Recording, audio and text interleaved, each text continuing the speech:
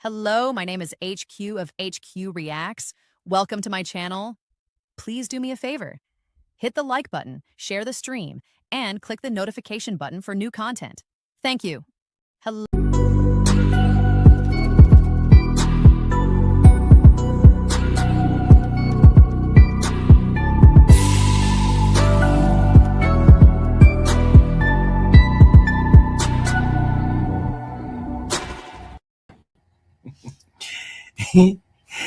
Hello. Hello all. You see the thumbnail out here. This was born out of something someone wrote to me the other day. They wrote to me and said, I need to check out the Great Replacement Theory and I need to check out Caligari's The Plan. And I said, I have no idea what you mean by these conspiracies, but he didn't call it conspiracy. And so once I dug into the rabbit hole, I was like, wow, these are actually theories that people actually believe, because he would never have said it to me if it was not a thing. And I had no idea it was a thing. Right? I had no idea that it was a thing. So we'll start. So with the political language today is designed, to make people feel afraid, not because fear explains what's happening, right? But because fear keeps people from slowing down and asking the deep, interesting questions that we have. We hear words like radical, crazy, unhinged, weird, unknown, and woke repeated all over again. Every cycle, we hear that every day. Those words aren't used to help people understand anything at all. Trying to help people understand policy or complex issues or what's going on in their lives. They're used to trigger people's emotions. Fear moves fast. Thinking takes time. Okay. When people feel overwhelmed, they stopped asking questions about how something works and starts asking who to blame, wanting to blame everybody, wanting to blame this person, their neighbor, whoever, whatever. That's when stories begin to matter more than facts. This is where conspiracy theories enter politics. Conspiracy theories don't usually begin with evidence. I had no idea what that man was talking about in my comment section. He left me a comment and said, please check this out. And I was like, what? I was like, I don't think there's any evidence for this right here. This is all feelings, sir. And this gave him comfort, I guess. It was claiming that confusion and change aren't random, but intentional. Immigration is now the big boogeyman. Now, immigration is the center of everything that people fear, or people say the other is the problem with. No. This presentation isn't about panic. It's not about patterns, because when fear becomes the point, understanding is the first thing that we lose. Because I can tell when I got on this internet about 2 years ago, I could tell that it was conditioning. It was a lot of conditioning on this internet. People believe the same thing. Nobody knows men, but the red pill knew women, and the women act like this, and only women act like that. I was like, we doing too much up in here. And I knew it was the internet. I knew the internet was the issue as soon as I got on here about 2 years ago. Conspiracy number one. This is the one this man came to me and talked about. I didn't understand it, but I read it. It's called the Kalergi plan. It's called the Kalergi plan. The conspiracy, often called the Kalergi plan, claims that immigration didn't happen naturally, but was designed long ago by the elites to weaken nations by changing their population. Which kind of got me thinking, what exactly was he talking about? According to his theory, immigration isn't driven by war, economics, or survival. It's framed as intentional, an intentional cultural destruction. That story sounds believable because it uses real historical figures and vague references to intellectual writings. And even though there's no verified documentation or coordinated plan, what keeps this theory alive isn't the proof, it's the fear. Okay? It's the fear people have. Okay? So when communities change faster than people can emotionally process it, it feels unsettling. Conspiracy thinking steps in and says somebody is planning this shit. Immigration becomes suspicious, not because it's new, but because it feels personal and it's hard to quickly explain. Okay. The Great Replacement Theory. I heard this one on when Charlie Kirk was killed. I heard this one. I mean, I had heard it before, but I hadn't really paid attention to it, right? This one is, it claims that the demographic change is not natural. That is not a natural thing. That is deliberate. That the white culture is being erased somehow, some way. It's a deliberate effort to replace one group of people with another. And people believe it. And people believe it. This theory doesn't just say society is changing. It says something is being taken away intentionally. Most people repeat this idea, don't use the phrase great replacement, though. They hear the message instead. They hear that elections are being manipulated and culture is being erased. This is what they hear.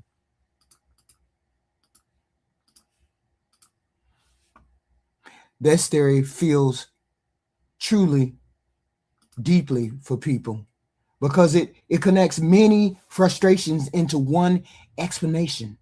Economic stress, political distrust, and cultural change all get folded into immigration.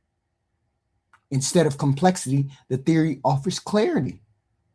It's clear. The country is going to ruin. The country is for shit because we got immigrants coming in here. These goddamn immigrants is changing everything. Goddamn immigrants is taking the jobs. These black people taking the jobs. These people are taking over. It's like an invasion. It ain't white no more. Never that it was ever white before. I don't understand what's going on when you think, why you think you were the dominant society here when it first started. I don't know. This conspiracy claims immigration chaos isn't failure or pressure, but a deliberate political strategy. Okay. Many people say this very plainly. Joe Biden wanted all those people here. I hear that all the time. Joe Biden wanted all those people here. Joe Biden let all them people in because he wanted them here. Joe Biden. That belief feels convincing when systems look overwhelming, like they overwhelming everything. Disorder feels intentional when explanations are missing, but immigration policy isn't controlled by one person or one administration. It involves courts, Congress, international law, funding money, limits, decades of existing systems. Joe Biden didn't do this. Joe Biden didn't do this. The conspiracy treats failure as proof of intent. Chaos becomes evidence. Complexity disappears. Believing someone wanted this replaced is the reason why you got to blame somebody else. This is why.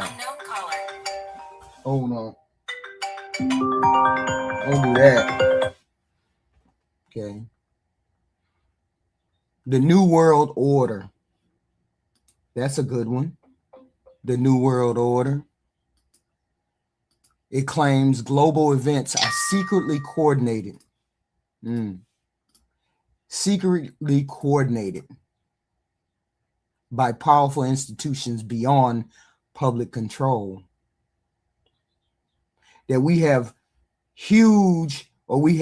very rich people controlling everything. And true enough, rich people do control a lot of things. They do. National governments are framed as puppets. Elections are treated as theater. Borders exist on maps, but power is believed to exist elsewhere. Immigration becomes proof in this story. Movement across borders is framed as coordination, not survival.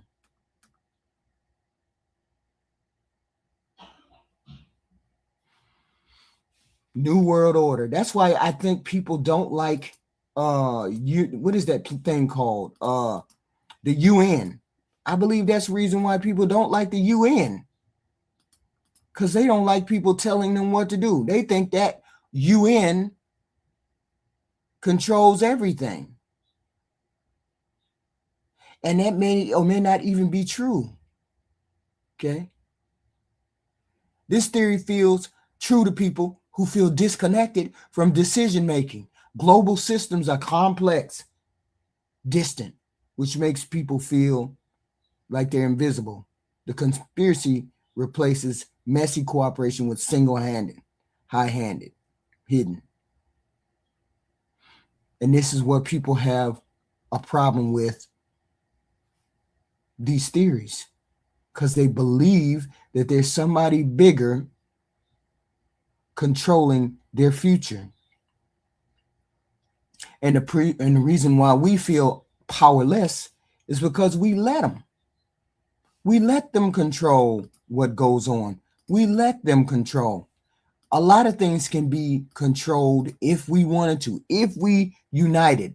Instead of people saying, oh no, we got to get all the immigrants out of here. We got to get all of them out of here. Instead of using them as a strength. Okay. Instead of using them as a good thing. Okay. And we use them as battering. We fight with them. We put them out there and say, they're no good. They shouldn't be here. X, Y, and Z. We got to get rid of them. Like they're taking your jobs. Nobody's taking your jobs. Nobody's doing any of that. That's wild. Conspiracy number 5. The protocols of the elders of Zion.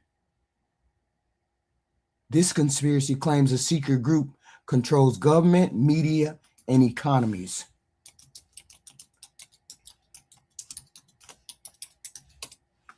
Okay. This is a printing press. Hold on. This is the printing press. The document behind this section. Hold on. Let me show you the document.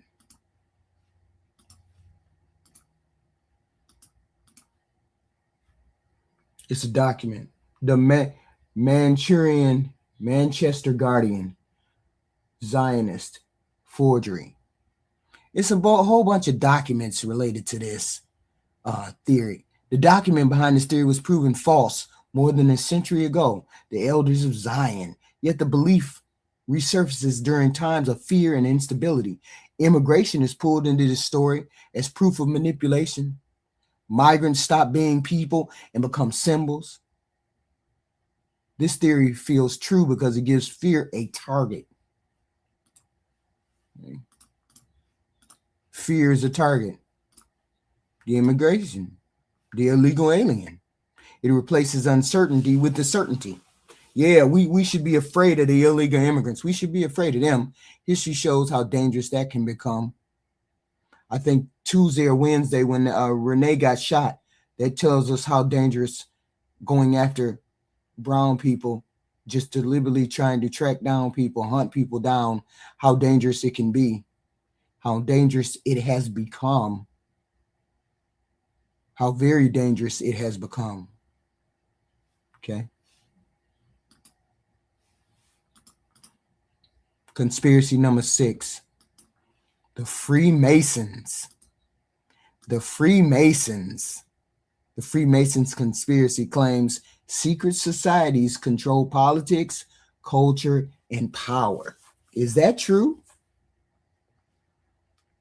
Is that true?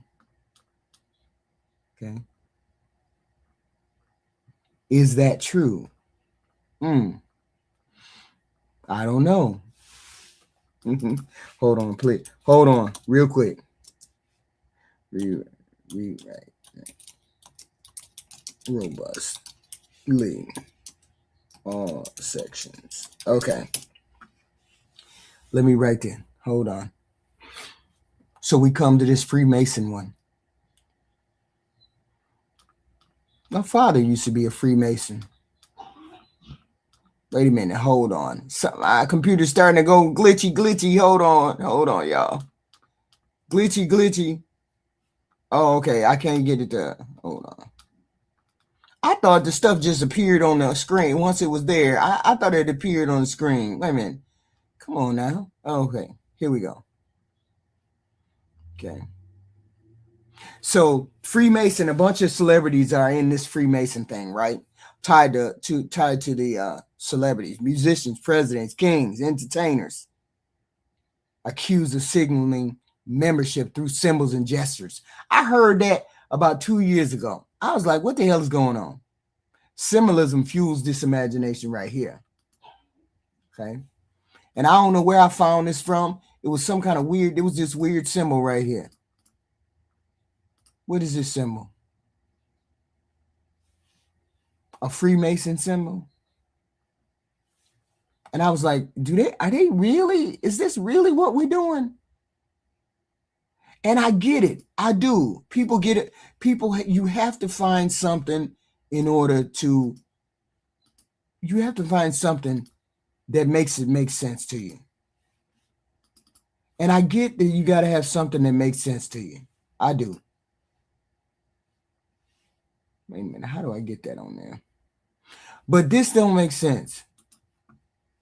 How we get Freemason? Wait a minute. Hold on. How we get Freemason and how we have people believing in theories. The theories are out there. But here's the simple fact. The drivers of migration is just the drivers of migration. People move because staying becomes harder than leaving. Or harder leaving is easier than staying. However you want to look at it. War destroys homes. Economies collapse. Climates are not good for people. People move for all types of reasons. Has nothing to do with anybody pushing or making pressure for other people to move. Climates wipe out whole neighborhoods, livelihoods. They force people to move. Each of these conspiracies we discussed takes real pressure and replaces complexity with intention. Ain't nobody doing all this. Ain't nobody trying to make it so that your life is harder. This is wild. Fear is used in politics. Now, immigration is the problem. Immigration is where we're at. Blaming other people for our issues. Blaming other people. Immigration is the problem. Immigration is the issue. This is where we're at. Blaming people who look different or who are others. And it ties all the way back into the conspiracies. Yeah, they got to be taking over my family. They got to be taking over what I want. They got to be doing X, Y, and Z. They came over here and ruined everything. Okay. They came over here and did X, Y, and Z, even though that's not the truth. None of that is the truth. The truth is people move because it's easier than staying. It's just easier than doing that. And people will do what they have to do in order to find safety. Okay. And we keep blaming other people for what's going on in our country. And we don't need to do that.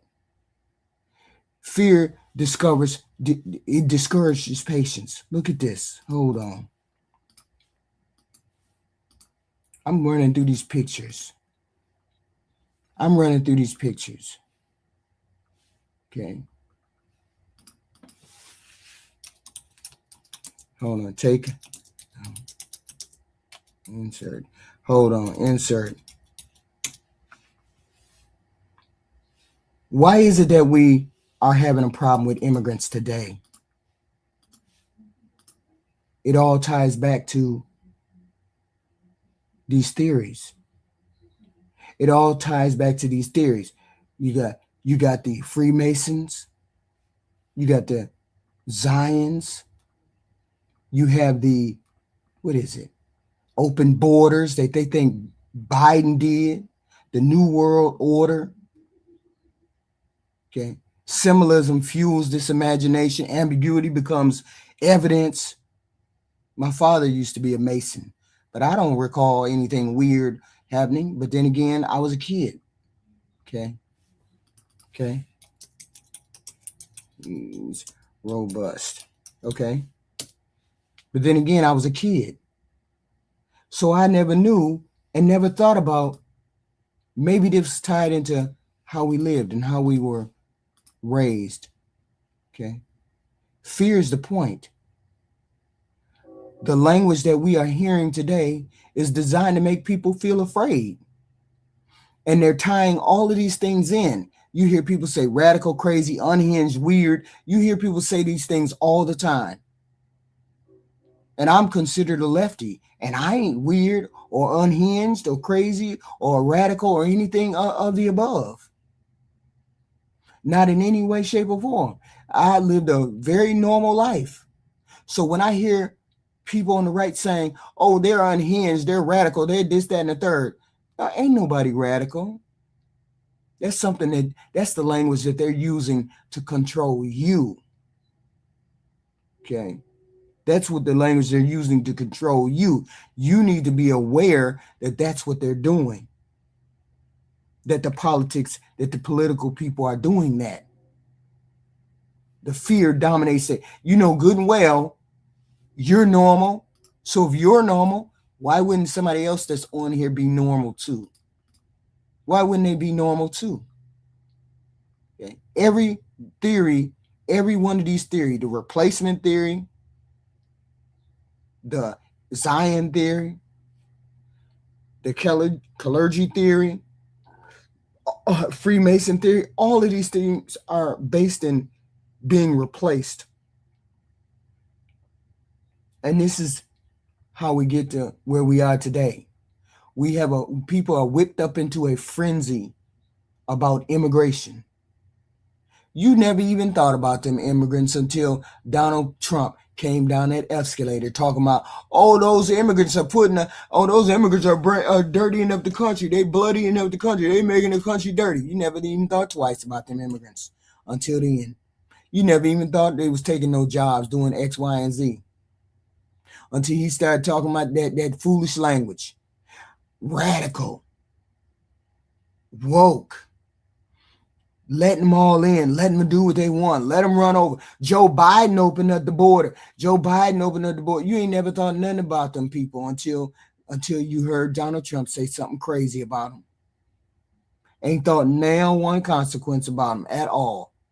And the only way you would think about them is if maybe you had a little racist in you. That would be the only reason why it would even cross your mind. Because I never thought about none of these immigrants until Donald Trump came down that escalator. Never thought once or twice or three times about them, whether they was taking my jobs or not. Never thought one thing about them. Okay. Now it's at the forefront of our news every day. Every day, at the forefront of our news, at the forefront of everything we do every day. And if people are honest with themselves, they never thought one thing twice about illegal immigration or immigration or legal immigration or anything else until Donald Trump started bringing it up. Until Donald Trump brought in those identity politics. Nobody has created this condition except Donald Trump. Nobody. And this is where we at in our country, where we believe in all of these theories. Great replacement theory. I never even thought about that until Charlie Kirk opened his dick suckers and said it. Never even thought about it. Great replacement theory. People are going to replace other people. Immigrants are going to replace you. That is a natural form of, what is it called? I forgot the name. It slipped my mind. God's plan. If God's plan is to get rid of white people, then that's what God's plan is. If God is the be all and know all and see all, then he's doing exactly what is supposed to be done. People are becoming less so if that's the case. This is God's plan. And you have people like Donald Trump trying to replace what God has put into order. And that's the way I look at it. God put this in order. God put this in a place. If God say you as a white male or you as a white female or whatever, and you're supposed to be replaced by mixed races or X, Y, and Z, then that's the way God made it. And the social engineering comes from you all trying to stop it. Let's try to stop. Let's put it. What do you think? You think because you think because you put immigrants out the country that you're gonna become even more? It's going to be even more white? That's not how that works. Because once you know other people, you're not going to be able to live without other people, without that other group, without that other section. Just imagine, people could imagine, oh, it would just be glorious if it was all black. If this country was all black, if any country was all black, wouldn't it be amazing? That's what people say. And I say, oh, hell no.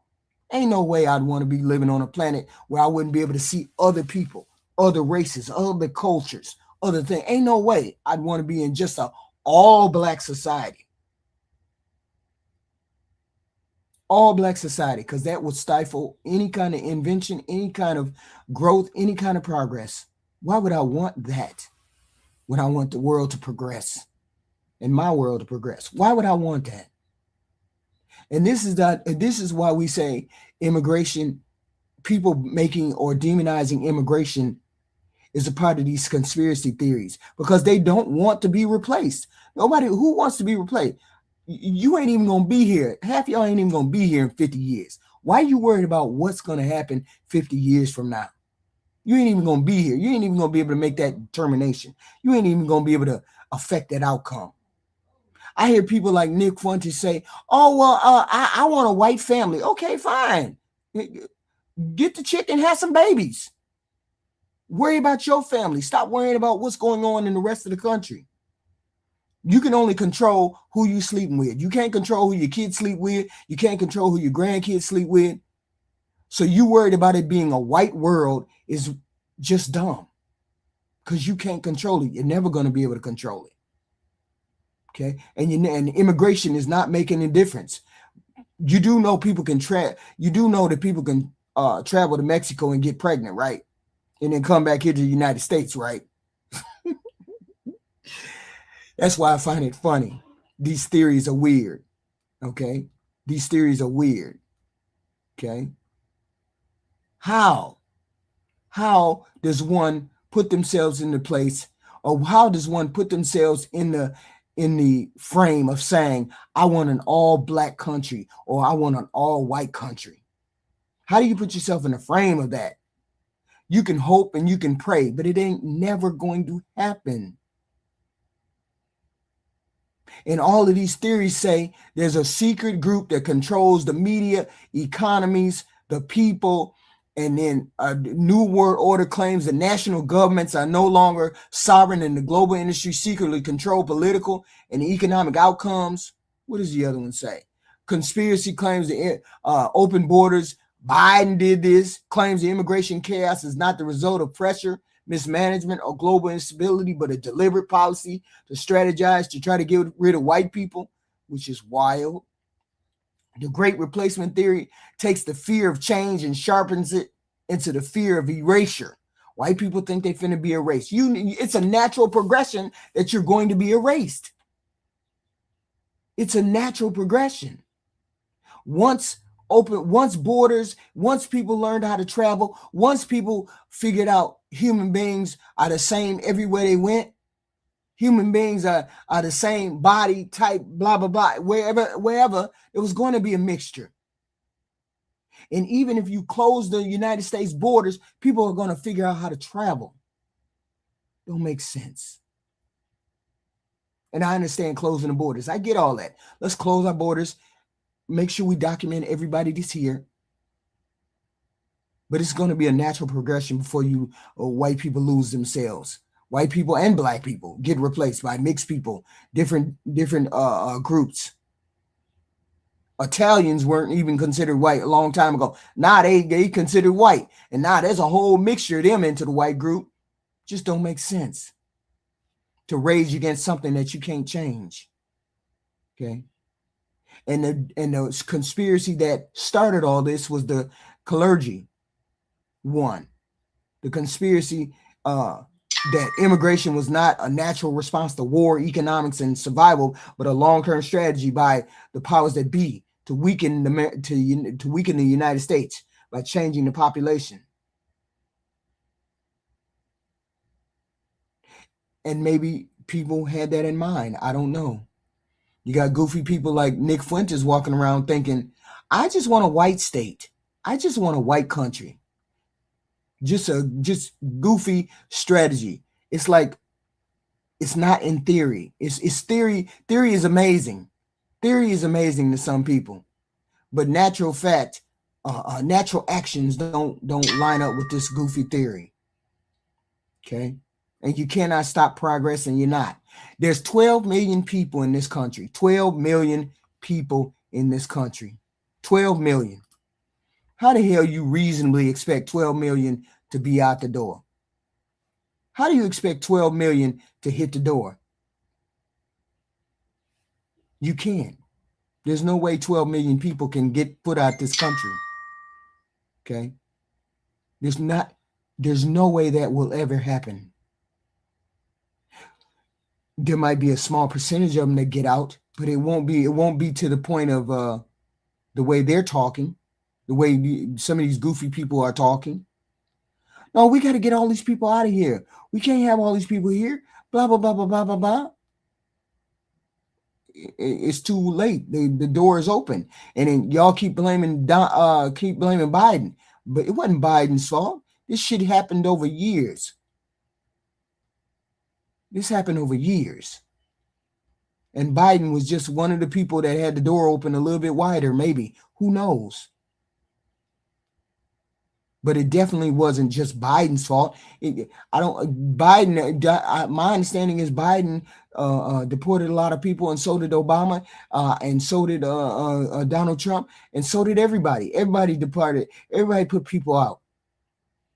Why wasn't this such a big deal under George Bush and Obama? Why wasn't it the huge thing that everybody's trying to make it out to be? Okay. And it's not that serious to Donald Trump either, unless he's trying to run on it. He ran all of y'all's ass up into the booth to vote for him because he wanted to exhaust. He wanted to see this is the bottom line. I hate to say it. You white people were scared of change. And you white people were scared of immigration. And Donald Trump made you white people scared of the other person, scared of the brown-skinned people. So he ran his ass up in there into the political arena and said, I am the only person that can protect you white people from these brown people, from these black people. So vote for me. Vote for me. I can save you from these black and brown people. Vote for me. That's been his theme all along. And y'all fell for it. I get it. I get it. But you fell for it. But what you didn't understand was chaos, mayhem, a disruption of our way of life. We got what we didn't. We voted for. We voted for doing X, Y, and Z, but we didn't vote for this. People didn't vote for this. And that was the bottom line. That's what he did. And this is something that a lot of people don't want to face for themselves. This is something that you don't want to face that you did. You voted for Donald Trump because he said he was going to save you from the black and brown people. Instead of saying, I've never really encountered black people or brown people in that manner where they were taking my jobs and they were, just totally browbeating me and I had bad experiences. But yeah, this is why a lot of y'all, I'm saying white folks, a lot of white folks voted for Donald Trump. A lot of brown folks voted for Donald Trump because of that. Because he came in and he was your white knight and your white savior. And what you didn't understand was he was the chaos incarnate who didn't know anything about running a country, who didn't know anything about putting us on the right footing. And I have to explain this to people how our country was okay. People keep saying, well, the Democrats come in and Democrats do X, Y, and Z. No. When George Bush left office, our country was on the brink of bankruptcy, for real. We were down the canyon. We were driving along in the car with George Bush, and George Bush just ran us off the cliff. His tenor by giving deference to businesses and giving deference to businessmen and big banks and whatnot, we got driven off a cliff. Obama, when he signed the bill, that $500 billion bill, whatever that bill was, can't think of the name right now. He brought us out of that. He brought us back on the road. He put us back on the road. And other policies that he put into place, he got the car started. And I'm using an analogy. Hopefully y'all can understand what I'm saying. But Obama got us back on the road. And he got the car started. And we were rolling. And you know why we were rolling? You know how I know that? Is because when Clinton left office, we were good. George Bush Jr. ran us, whatever was in his tenure, ran us off the road. Because Clinton left him a surplus. Clinton left George Jr. a surplus. Then after George Jr., Obama had to come and pull us out of the gutter with that $500 billion bill. Obama had to save us from that. Obama signed that bill right when he came into office. I remember it. And then Obama got our car back on the road.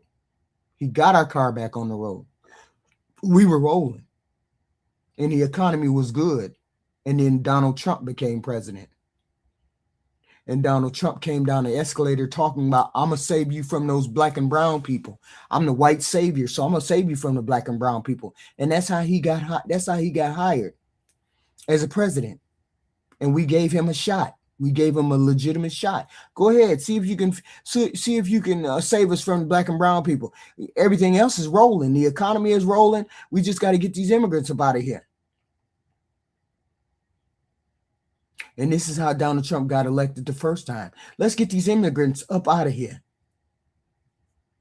Because us white people are afraid of these immigrants. We're afraid of the immigrants. We're afraid of the black people. Let's get them up out of here.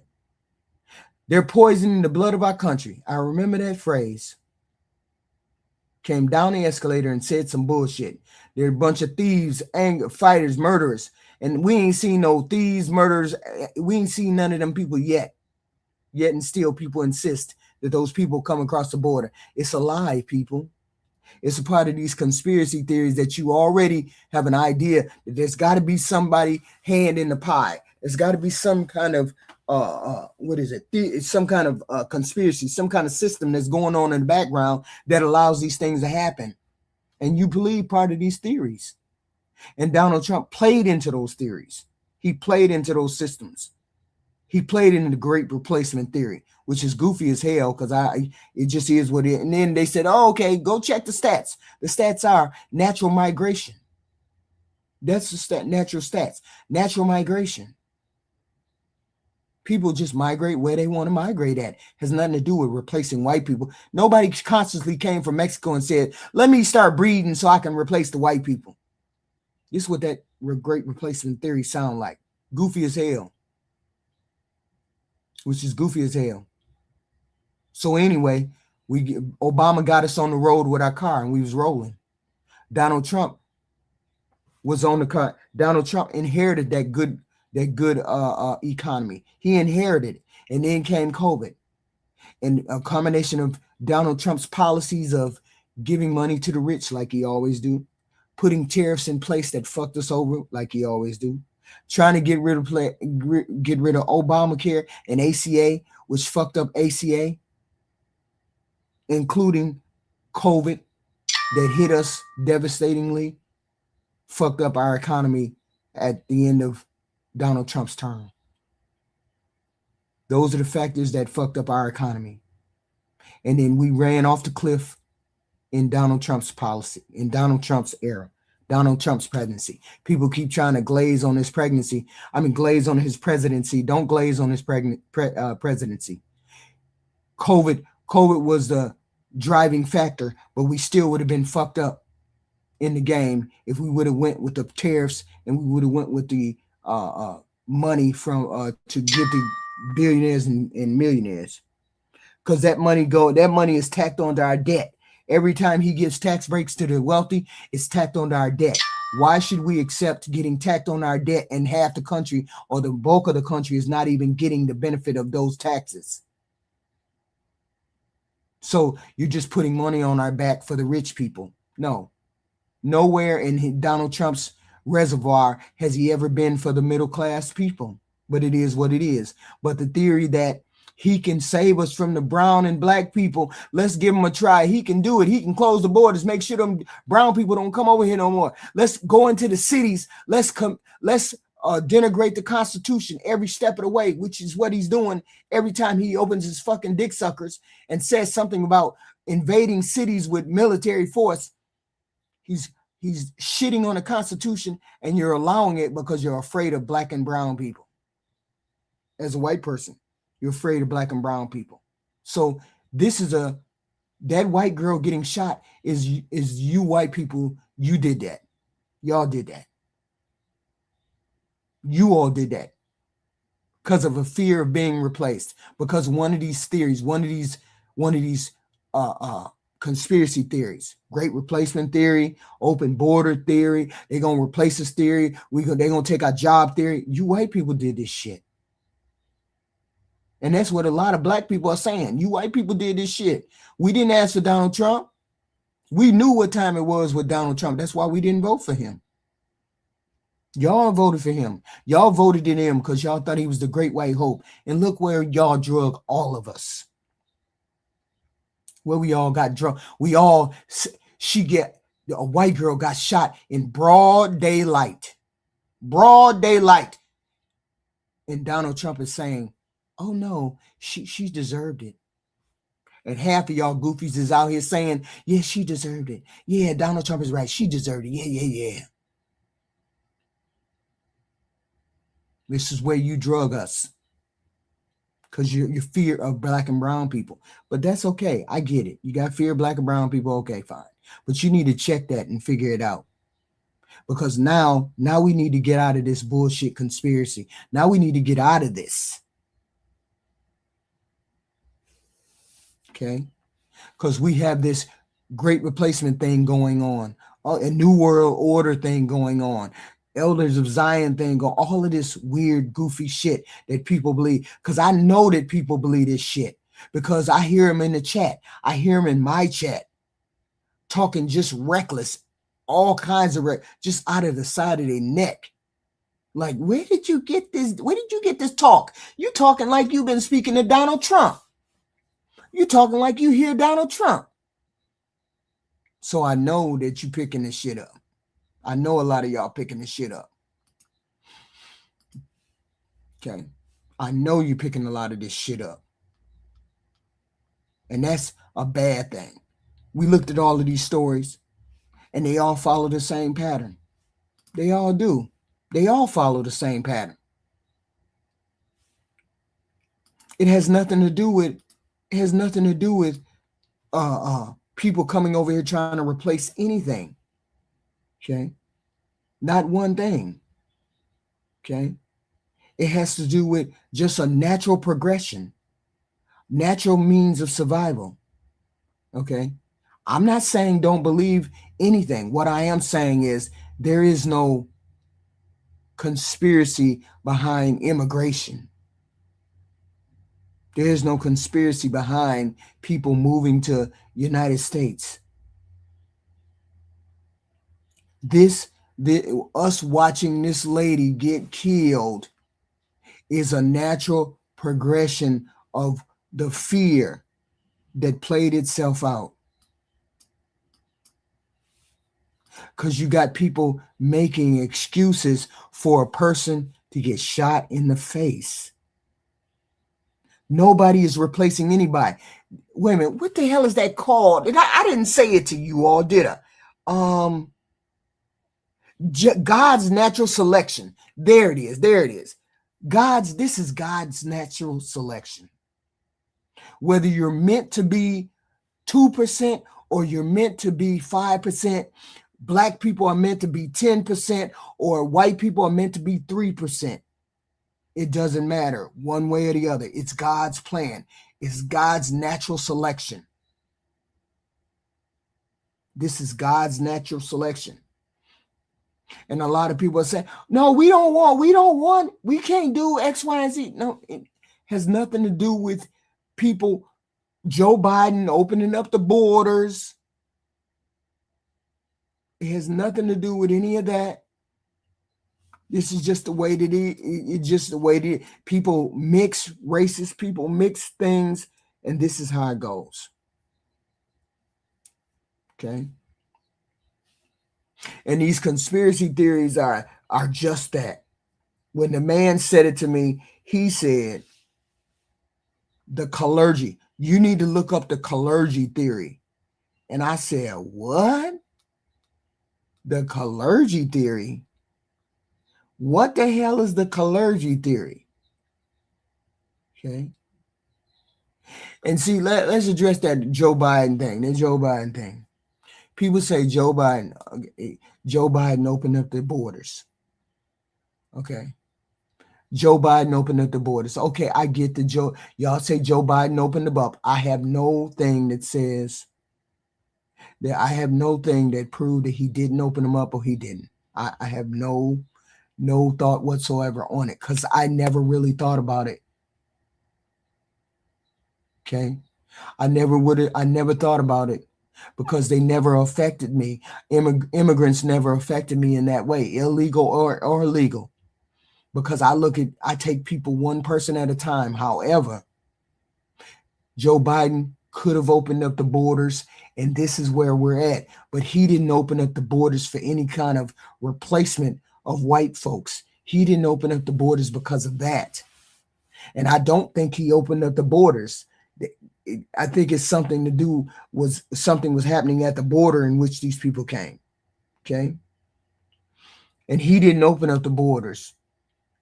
He didn't open up the borders and say, y'all come on in here and just do what you got to do. Nobody can pull anything together that says that Joe Biden said, hey, all y'all come on over here and you can come on in and do what you want to do. I don't think anybody has ever said that. Okay. But this young white lady, you guys need to do something about this. I'm telling the white folks here. I'm telling the white folk, because here's the truth. The real truth is us Black people are not getting in the streets because that's what they want us to do. They want us to get into the streets. We understand what what is going on. We understand that. It's up to you white folks to stop Donald Trump because you put him in the office. It's up to you to get him out. It's up to you to change it. And the only way to change what's happening in this country is to get rid of Donald Trump. That's the only way to change what's happening in the country. Otherwise, you're going to continue to see white girls get shot in the face. You're going to continue because, see, here's the thing. Donald Trump gave all of those people immunity. He gave those people immunity. Because as soon as Kristi Noem came on TV, I was like, oh, hell no. They gave those dudes immunity. He felt comfortable enough. He felt comfortable enough to get on camera and shoot that girl, which tells me they gave him immunity already. And he was comfortable enough to pull his gun out. The level of, the level of danger does not fit what he did. Okay. The level of danger does not fit her in a car. Okay. And that's the problem. The level of danger was not there. No, T-Money. It doesn't matter whether she was blocking the road or not. The level of danger was not there. The level of danger was not there. He had no reason to bring that. He had no reason. Hey, I dropped the link for anybody who want to come up and talk about that. The lady getting shot. I mean, the lady getting shot. Cause anybody come up with a okay. I dropped the link for people who want to come up and say something about getting shot. Because everybody got theory. I don't understand. Does anybody have a policeman theory? Okay. And what the hell is happening? What the hell happened in Portland? We ain't talking about the Portland one because I don't know about the Portland one. Okay. Are we sure the Portland shooting, it's a Portland shooting, a legitimate shooting? Or are they just saying these people are gang members? Okay. Are they just saying they're gang members? Because they can say a lot of things in order to support what they want to put out there. They can say a lot and it could be wrong. Wait a minute. Hold on. Let me see that. Let me see this Minnesota shooting. Hold on. The Minnesota shooting by ICE.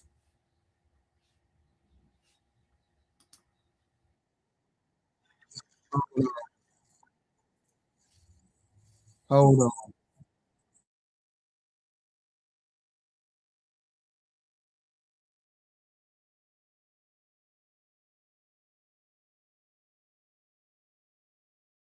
Here is that entire.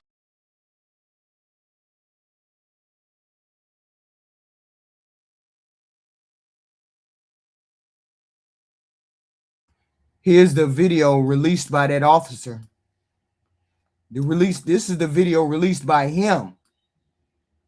Okay. He's the one who released this video. Move this these thing. This is the video released by him.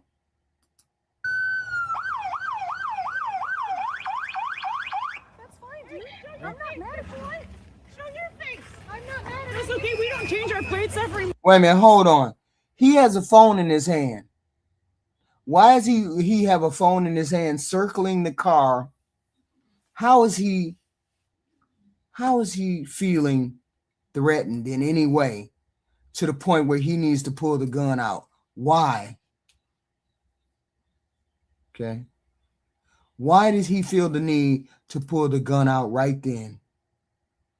Okay. Why was he filming? Y'all make sure y'all hit the like and share and subscribe button. Please hit the like, share, and subscribe button. He has the gun out right now. Right now. Filming. He has the phone out right now. Filming. Why? morning. just so you know, it'll be the same plate when you come talk to us later. That's fine. U.S. citizen. You want to come at us? You want to come at us?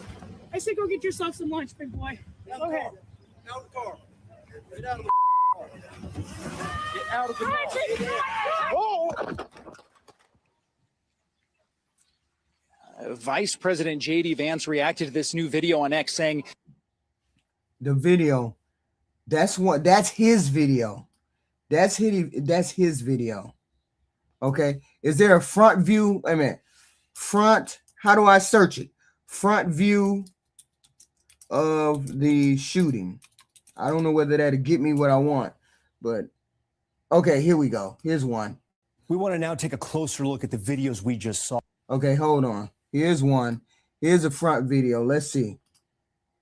Of the shooting incident. And joining us now to highlight some key points investigators will be looking at is NBC's Tom Winter. He covers law enforcement for us. So, Tom, we're going to start the video here, and we're going to stop it pretty quickly because there's stuff we were learning from the get-go. Again, the police chief saying this vehicle was blocking the federal agents right there. That's right, Tom. And a big caveat, we don't know what happened before this, but they're definitely going to look at the fact this is an unmarked vehicle, but the lights are on. These are clearly members of law enforcement. So that's at least known to this driver. Let's play the video because something else happens right here. Those officers approach the vehicle. They try to open the door. Let's stop it here. How will this help the investigators?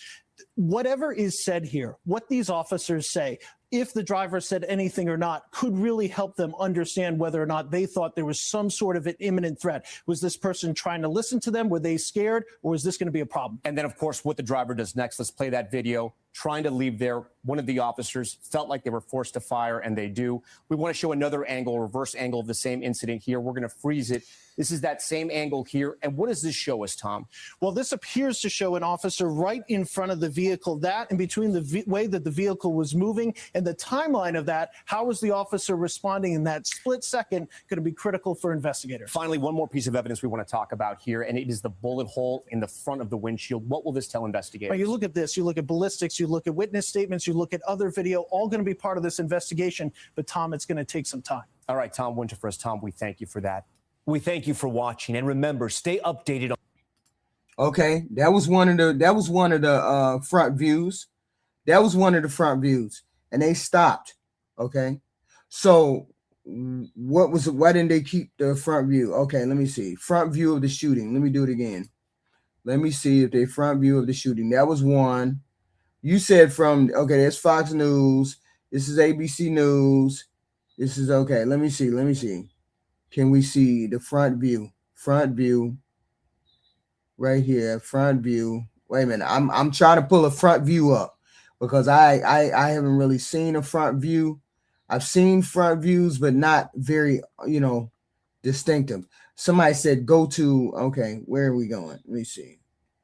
Fox. This is ABC. This is a, wait a minute. Damn, that's a messed up angle too. Man, was there a good angle from you? Somebody said it was a good angle. Shut down. I can't see. I can't see a good angle at all. Let me see. No, not there. Well, we just gonna look at this one angle. We're gonna look at this one angle. Because it's the only angle. That back picture is a very good picture. I don't know who took that back picture, but that back picture is very good. Why they couldn't get a better angle? I don't know. I mean, in the front. Why couldn't they get a better angle in the front? I don't know. Because there was people up there. They just, let me see if I can get that angle. Let me see. Hold on. Come on. Let's show the picture. Okay, here we go. I hope that ain't the bad. Okay, here we go.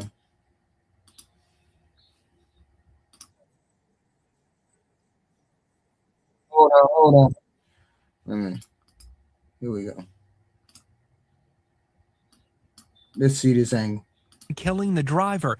You can see several agents approach the maroon SUV.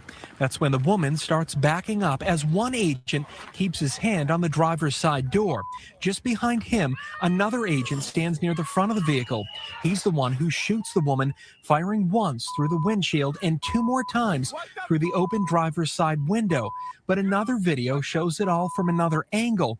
This is the video that President Trump referred to on social media when he defended the agent's actions. From this view, you can see that agent toward the front of the SUV, and it appears that the vehicle does hit him. Seconds later, he fires 3 shots, and the SUV crashes into 2 parked cars. Yeah, but the thing is, the first shot. See, hey, Tahilism. Thank you, you. The first shot. Why did you feel the need for the second, third, and fourth shot? That's the question. Why did you feel the need for the second, third, and fourth shot? There was no need for the second, third, and fourth shot. No need for that. Why did you do it? The whole point was he used extreme force. Okay? You used extreme force for something that you didn't need to use extreme force. It did not rise to the level of threat. That's what we're saying. It did not rise to the level of threat. And people keep saying, oh, she tried to hit him with the car. She hit him with the... No, she wasn't trying to hit him with the car. She wasn't trying to hit him with the car. That's what a lot of y'all don't get. She was not trying to hit him with the car. Because if she was trying to hit him with the car, his video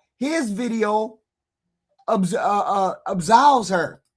His video absolves her of trying to hit him with the car. Because in order to hit him with the car, she would have to be angry to hit him with the car. And she wasn't angry at all. She was like, go ahead, guy. Right here. His video proves him wrong. That's fine, dude. That's fine, dude. She's not angry at all. No, she was trying to run him over. She wanted to kill him. She tried to run him over with her car. Her attitude right there shows you that she was not trying to run him over. That attitude, that right there, he gave the proof.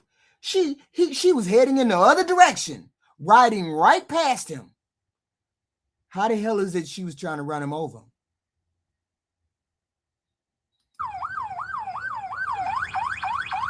That's fine, dude. That's fine, dude. She wasn't trying to run him over.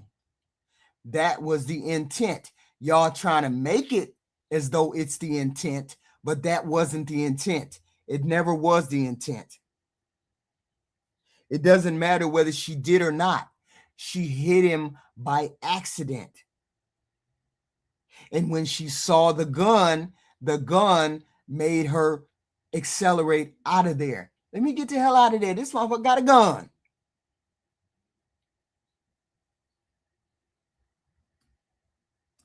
If I'm trying to run you over, then I have some malice towards you.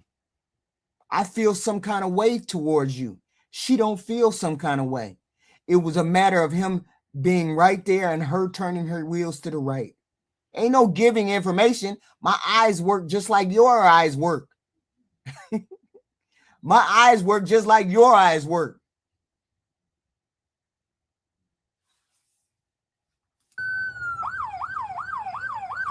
I don't see no attitude in her. It has nothing to do with what he told her. Why was he engaging with her and she's not an immigrant? Why is he engaging with her at all? She's not an immigrant. Get your ass out of the way and move along. Why would you need to get her out of the car? She turned around to get out of the way. A car went past her a car went past her. She said, come on, ICE agents. ICE agents didn't want her to go by. The ICE agents jumped out on her. They jumped out on her. She was waving them to go in front of her. Go ahead, y'all. Go ahead. Go ahead. It's on tape.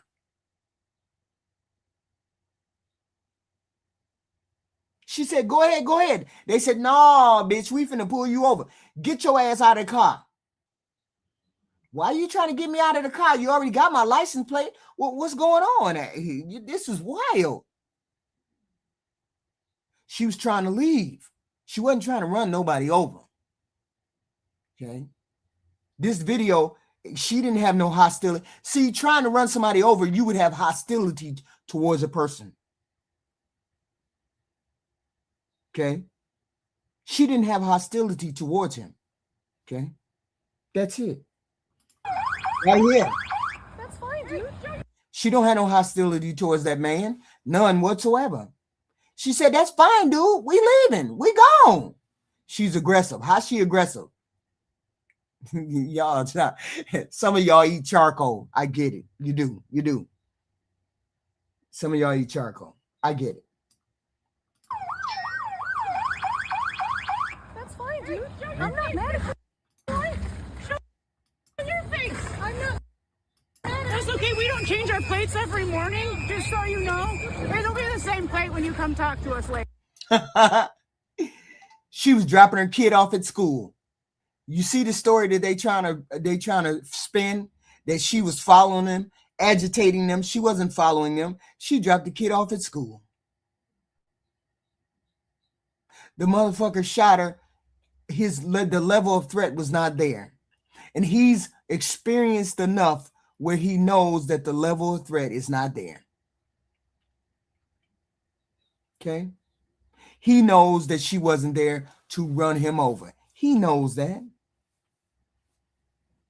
But as quick as the Trump regime came out and said, oh, she tried to run him over. She was an agitator, blah, blah, blah. You a lie, because she was there to drop off her kid. This is crazy. Yeah, it is crazy. People trying to make excuses, but then they've been making excuses for Donald Trump and the Epstein files since the Epstein files came out. Why is this a surprise that they trying to make an excuse for this? Their whole life is full of excuses.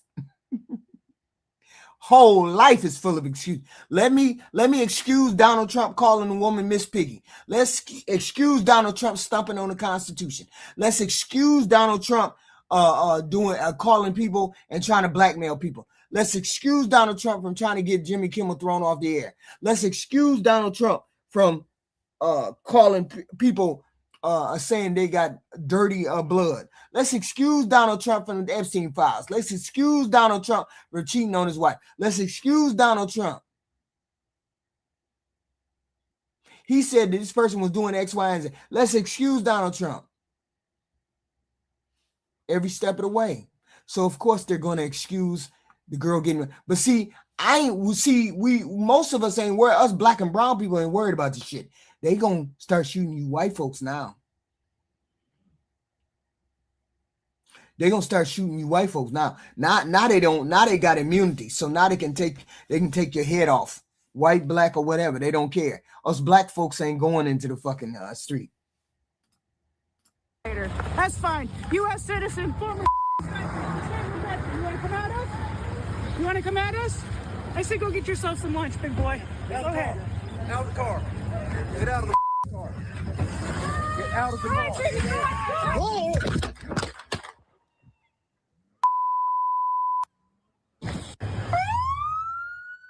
All right, so we did want to play that out for you with all of the audio. Those were just the few moments seemingly right before that deadly shooting took place. And so, of course, we are still watching. As we know, tensions are rising as those state leaders are voicing concern over. Yeah, she got ran over. Or she supposedly ran over the cop, and the cop. The Trump administration is reportedly sending 1,000 more ICE agents.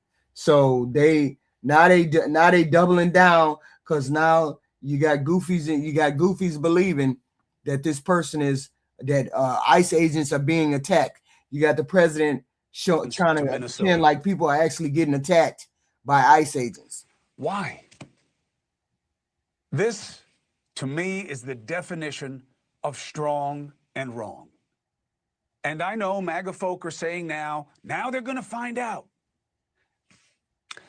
I believe that's asking for more violence. And you better remember that when the enemies... Wait a minute, where is that? Y'all show me in this video right here. Y'all show me where he got ran over at. Show me where he got ran over at. I don't see nobody getting ran over right here. Remember that when the enemy... I don't see nobody getting ran over. I don't see nobody. I see a hand extended into the car. I don't see nobody getting ran over. Where did he get ran over at? Now they're going to find out. Where did he get ran over at? MAGA folk are saying now they're going to find out. He already had the damn gun out. Okay? He already had the damn gun out. I don't see it. He got his arm extended into the car already. And even if we took your theory that he shot into the car to defend himself, why did he shoot 3 more times? Why didn't he just shoot 1 time? No, there's 2 dudes right here. There's 2 dudes right here. One right there, one right there. 2 dudes. Those are the dudes he's talking about, right? Let me see. And I know MAGA folk are saying... Where's the other guy? The 2 dudes we're talking about are right there. No, I'm not. I'm looking at the same video. There he is right there. The one that pulled the gun on her. He right there. Standing at the edge of the car. Right there. There it is right there. He's right there. The definition of strong and wrong. So he shot through the windshield. Before she even got near him, he shot through the windshield. Look at it again. To me, is the definition of strong and wrong. Before you see that cloud of dust? Do y'all see the cloud of smoke hit the car before she even turned? He shot through the car before she even turned. Why? Look, boom. You see that cloud of dust right there? Boom. Why? Cloud of dust. And his body ain't nowhere near the car.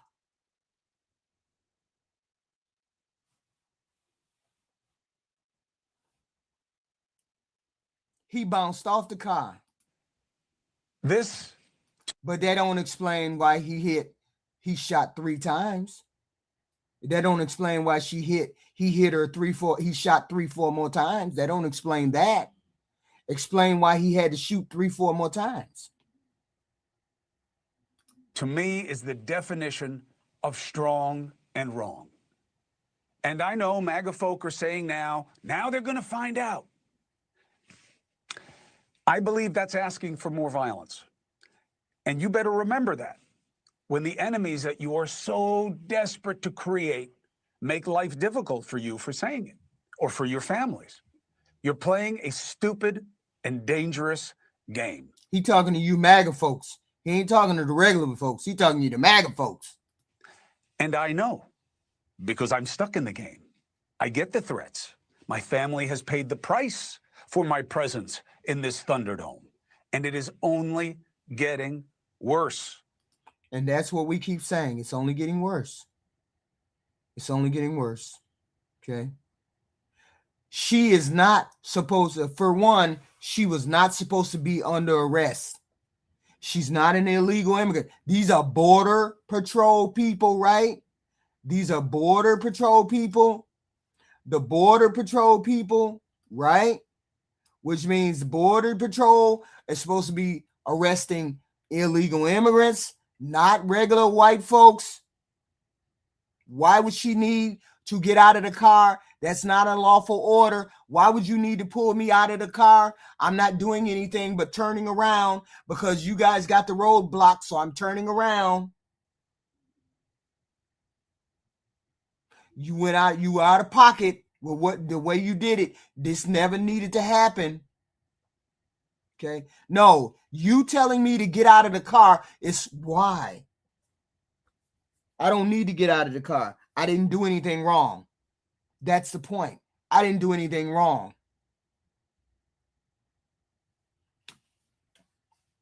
Okay. There's no point in her getting out of the car. She didn't do anything wrong. She didn't do anything wrong. He shot. The level of threat was not there. So he had no business shooting at her. Okay. They weren't following ICE agents. They were dropping somebody off. They dropped off the kid. Okay. They were dropping off the kid. They weren't following him. That's the story that that's the story they're trying to tell you, is that they were disobeying orders. That's the story they're trying to tell you. How they get dropping people off and they were following ICE all day. That's bullshit. I don't know. I don't know. I haven't heard any of them talk. Okay. She dropped her kid at daycare so that she could be a part of a convoy of cars that followed ICE around, antagonizing and harassing him. She then refused to comply and hit the. Okay, so of course, got GOB. She deserved it. She deserved to get kicked up. She deserved to get broke off. She deserved to die. Of course she did. Absolutely. Absolutely. That's exactly what you're saying. She deserved to die. Anytime you follow the police, anytime you harass the police, anytime you get in front of a police officer and don't do what they say, you deserve to die. Absolutely. Absolutely. And so what? Now, if that's the case, okay,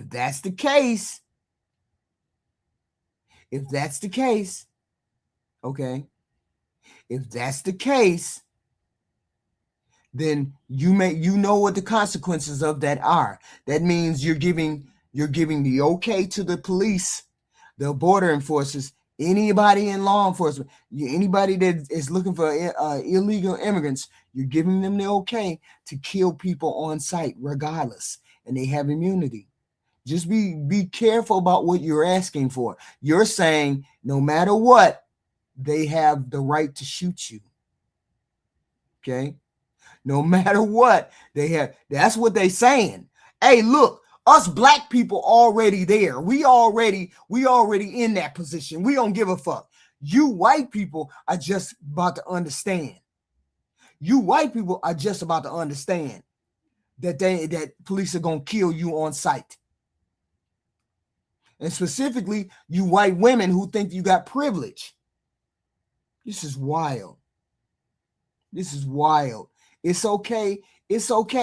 Just because you don't follow orders and and they ain't even looking for me. I'm just a side thing. He shot through the front of the windshield. He was in front of the car. He was in front of the car.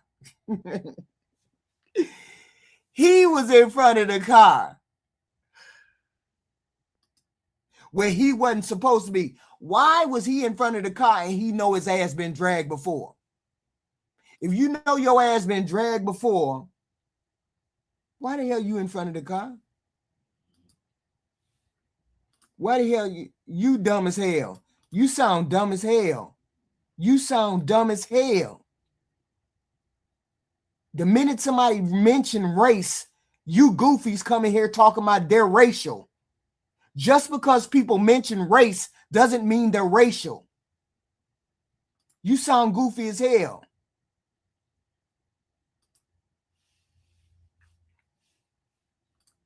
No, they're gonna give them license to run around. Okay, they're gonna give them license to run around and shoot people without any kind of consequence. Okay, without any, just let the policemen do all that they want to do. Hey, we ain't finna argue with no policeman. We ain't finna argue. It's called natural selection. You right. That's what it's called. Natural selection. So now it's time for the white folks to get broke off until y'all get tired of getting broke off. See, we know how to stay. Black folks know how to stay in the house. Now it's time for you white folks to figure out how it's to stay in the house, what it means to stay in the house, be scared to go outside. It's time for y'all to figure it out. Because if it's going to be okay for the policemen to just do what they want, go ahead. Do what you want. We going to stay in the house. We going to let y'all get broke off. That's all. We just going to let you get broke off. Okay? And we ain't going to say nothing. If you don't want to stand up for yourself, we ain't going to stand up for you. If you don't want to stand up for yourself, we ain't going to stand up for you. Okay? We said this is unacceptable. We said people getting shot and hurt, and this is unacceptable. Okay? But you say it's okay. A lot of you Republicans say it's okay. The whole point is you're going to lose the second. You're going to lose the midterms because people are tired of this. And ICE is to blame. ICE is going to be to blame. Okay? And it doesn't matter what she tried to do, what she didn't try to do. It doesn't matter. That's the point. It doesn't matter what she was trying to do. That's what y'all don't get. That you keep saying it doesn't make it any better. It doesn't make it any better. It doesn't matter what she was trying to do, where she was trying to go, whether she was following them to harass them, to do anything like that. Her following them doesn't rise to the level where she needed to lose her life. It doesn't rise to that level. And nobody can say it did. But the police and the government are going to try to spin it that way. Hey, look, we have already ran across this kind of thing. Black folks deal with this stuff every day. Now it's time. Here he is. Here he is walking right here. So his foot is hurt, huh? His foot is hurt, right? Everything is hurt, huh? He limping. He hurt. He need to go to the hospital. He got all that. Don't fool yourself, cat. Don't fool yourself, cat. Don't get your hopes up. People are hating this shit. A white lady who was just having fun, who didn't have any kind of problem, who didn't have any kind of issue, is dead. Okay? Who didn't have any kind of issue is dead. And this person is over here, and not him. I don't want to see no pictures of that. But ain't nobody buying he had to go to the hospital. Nobody's buying that. Okay? Nobody's buying that. And he didn't, because he walked away. Right here. Where we see him walking away. Where we see this man. Right here. Wait a minute. This when she got shot. Picture. They get out. Then they turn the camera. This is her. Where's the camera? Here he come. This is him right here. He's hurt all right. She hurt him all right. He's walking just fine as far as I can see, all right. And he's a policeman. No, he's an enforcement agent, and he's been in this situation before, and he don't know how to de-escalate a situation. He don't know how to do nothing like that. All he knows how to do is pull his gun out. They ain't taught you no kind of techniques. They ain't taught you nothing except pull your gun out. He's walking. As far as I can see, he's walking. And ain't nothing wrong. There is no other angle. Y'all keep saying another angle. There is no other angle. I'm not taught, and I don't really care about the angle. That's not the point. The angle is not the point. The point is Did this rise to the level in which you needed to shoot another human being? Did it rise to that level?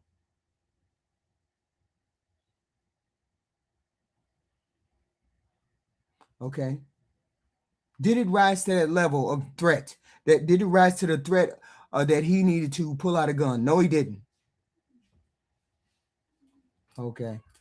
Front view of the shooting. I was just watching what the hell? Let me see. Let me open this one up.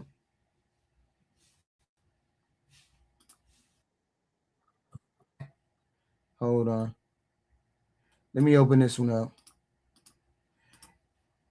I'm not arguing whether I'm not arguing whether it's right or wrong. I'm not arguing either one of those.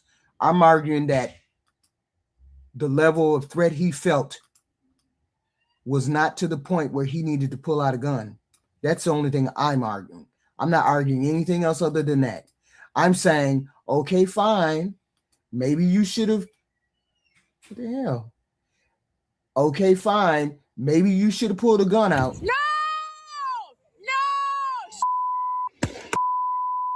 See, there he is right there in the middle of the car. There he is right in the middle of the street. I don't see him limping.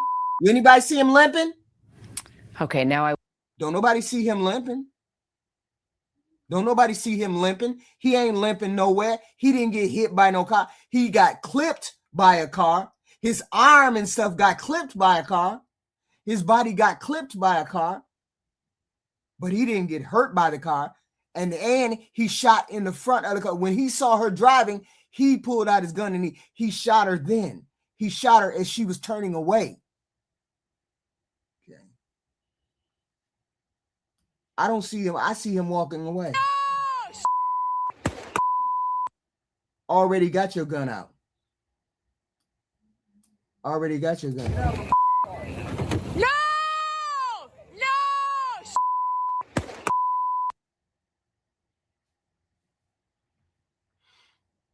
And so here's the thing. We don't care whether she meant to hit him or shoot him or hurt him, or it doesn't matter.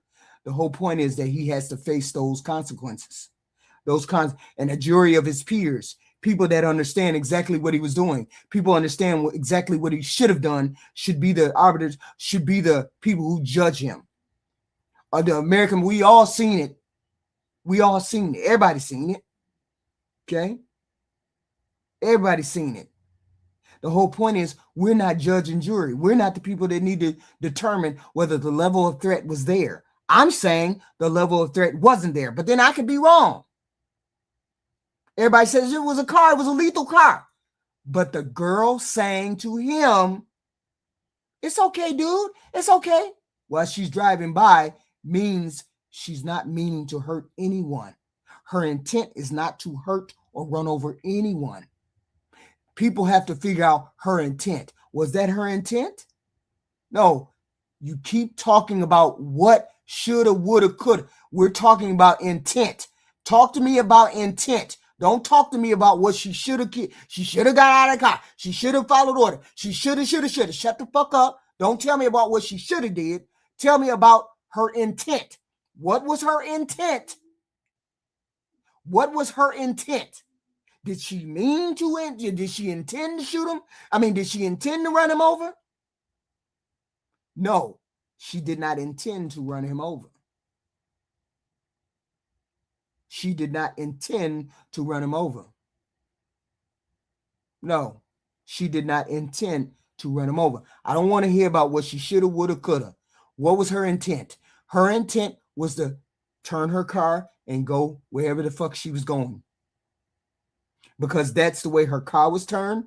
That's the way her attitude was. Her attitude was, it's not a big deal, dude. Not a big deal. That was her intent because he showed the video. Okay. But this is the thing. That's why he brought that gun out. He brought that gun out because he has immunity. He has immunity. Immunity means I can shoot you in broad daylight like he did. Broad daylight. and end that girl's life. And folks are gonna let it roll. Y'all gonna let it roll because you won't think you're right. You're not right.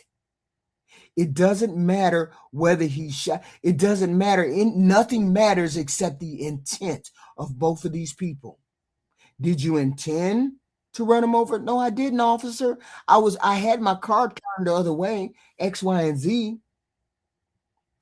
One of the major points they're going to ask about is what was her intent? What was his intent? Doesn't he have training? I thought they had training. I thought people like this had training enough to know to figure out dangers and intents. And he was in a car dragging thing before, right? If he was in a car dragging thing before, why is he standing in front of a car if he was drugged before? Hey, Aaron. Hello. Hey, I'm here. How are you?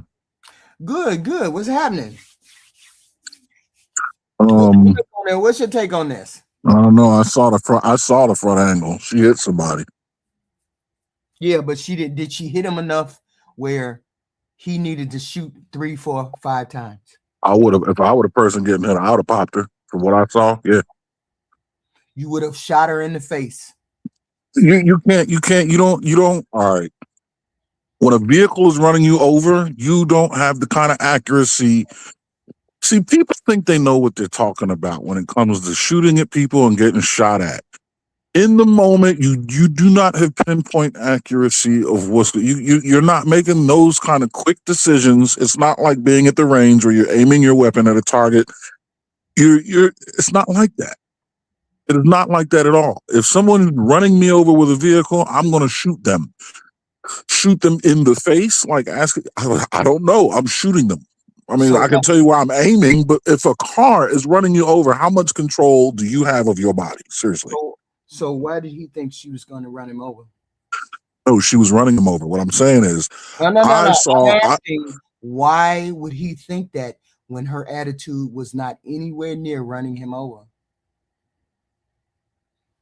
What are you talking about? Yeah, what I saw on the video camera that the policeman is filming, one of the policemen is filming, and they ride next to he's filming her face, and he said something about go away or you need to leave, and she said, "It's not a problem, dude. I'm leaving. It's not a problem." Very calmly and very casually, smiling. "Not a problem, dude." And she takes off, and the guy is at the end of the car, and then she hits the guy at the end of the car. She had no intention of running over anybody.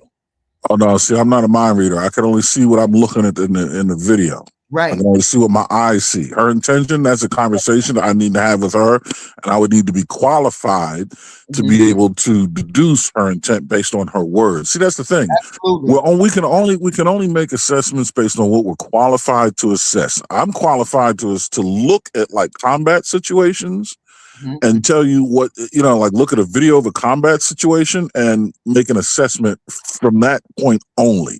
When you start talking about intention and all that, I would need to interview her, and I would need to be qualified to interview her, which I'm not.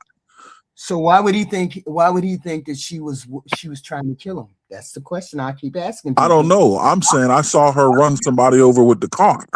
So why would you think I was trying to kill you? You running me over with the car. What else you trying to do? But I wasn't trying to run you over with the car. You know that. I'm telling you, no, I don't know that. I'm telling you, I saw a video. I saw a video from another angle where she was running somebody over with this car.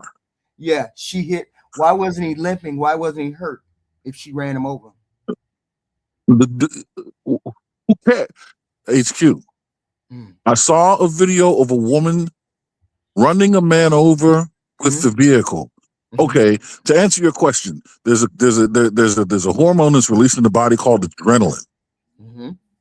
Pain and things don't necessarily catch up. The things that you're doing while in the moment, it's gonna be a minute. If he has a broken foot, he can still walk. I mean, you would need like your leg complete. You would need a compound fracture of the leg to completely remove your ability to walk.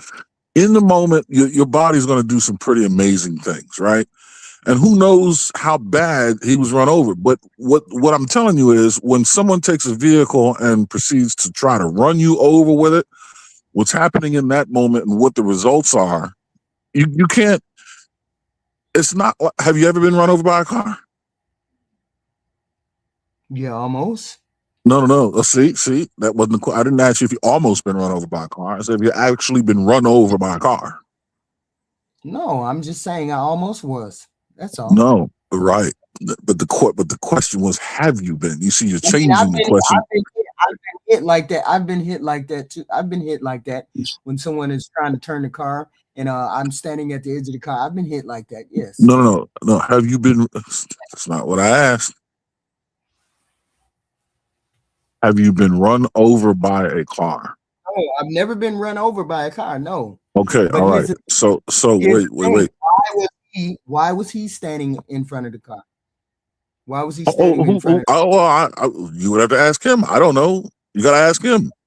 And he's been drugged before. Why are you standing in front of the car before? So wait. I don't know. I'm not him. I wasn't there. But if he's been drugged before, what we can deduce is that he's going to have some sort of PTSD response to another. That's why I asked if you've ever been run over, right? But that wasn't a question based on your direct experience. I want to know what you understand about PTSD, right? If you've ever been run over by a car before, then any car pointed at you is going to give you the heebie-jeebies, right? That's why I asked you that. If he's been drugged before, his response is not going to be the response that you would have. So you're being saying almost run over by a car. So what you're saying is the level of threat. He felt so threatened that he went straight for the gun. I'm telling you, I would have. What I saw, I would have. From what I looked at, the other angle, if I were in his shoes based on purely what I saw in that video, I would have opened fire on this woman. Now, most people would not have pulled the gun out and said, I'm going to kill her first. Now, most people aren't trained, number one. Number two, right? That's not that. Wait. That's not. We don't know that's what he said. Most of us are not trained. But he's trained not to pull his gun out. No, the second part was you said he pulled his gun out with the intent to kill her. He said, I'm going to kill her. Why can't it be, I'm going to save my life? I'm going to stop this vehicle from running me over. Because that wasn't the level of threat. Was it the level of threat that she's trying yes, to life? Okay. You don't know. You can't say what his intent was because you told me. No. If you ask a question, you gotta let the answer come out to the question. See, this is the hopscotch. You're giving him grace because you think you know how he feels. No, you stopped me from attributing feelings to her. So let's do this. Let's do this one at a time without making assumptions. Let's just do this thing one at a time. From the top, I saw this vehicle running clearly in motion with this man in its path. I'm telling you what I would have done if I had a firearm. I'm going to try to neutralize the driver if I were in his shoes. What you see, you're changing the words. You're saying he said, I've decided I'm going to take my gun out and kill this person. I didn't say that's what he said. I'm not him. I said what I said. If I were in his shoes, my next move, if I had a firearm, is to neutralize the driver. You're changing the words. And I'm saying to you, the level of threat you felt, you're the trained officer.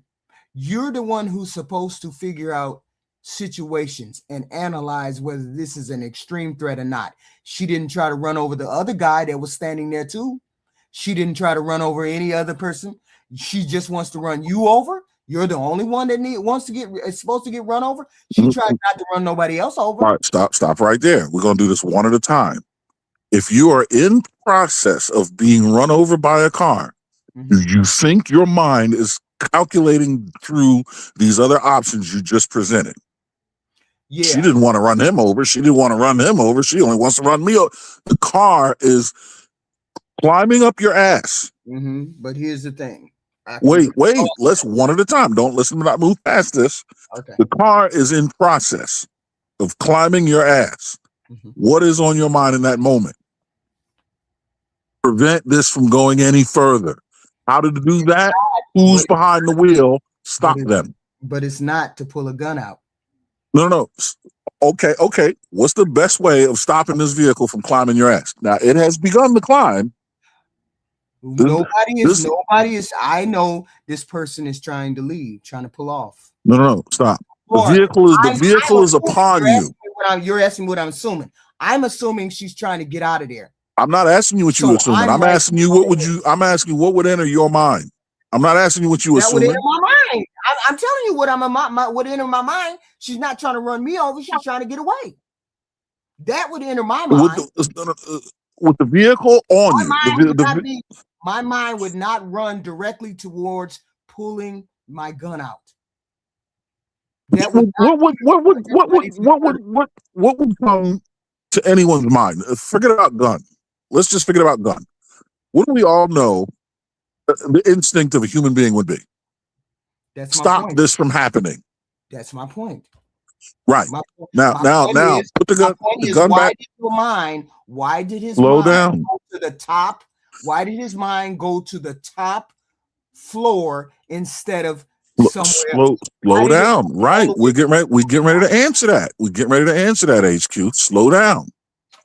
The car is upon your ass.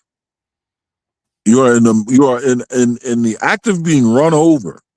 Your mind says, stop this at all costs. Now, you have some options that are readily available to you. One of them is a firearm. One of them may wait. You're facing the vehicle. This vehicle has already put itself on you. Running is no longer an option.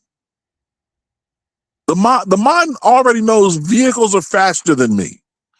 My mind would have been to put my hands on the top of the car and move my body out of the way.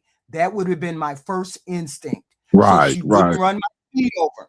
That would be my first instinct. The car is on you. Yes. You're gonna put your hands on top of a car that has begun to run your ass over. Yes, to push my body out of the way. Yes. Yeah, you ain't never been hit by no car. Okay. Here's the thing. He already had the gun out before she even moved the car. All the more reason. Exactly. That's a more viable option in the moment.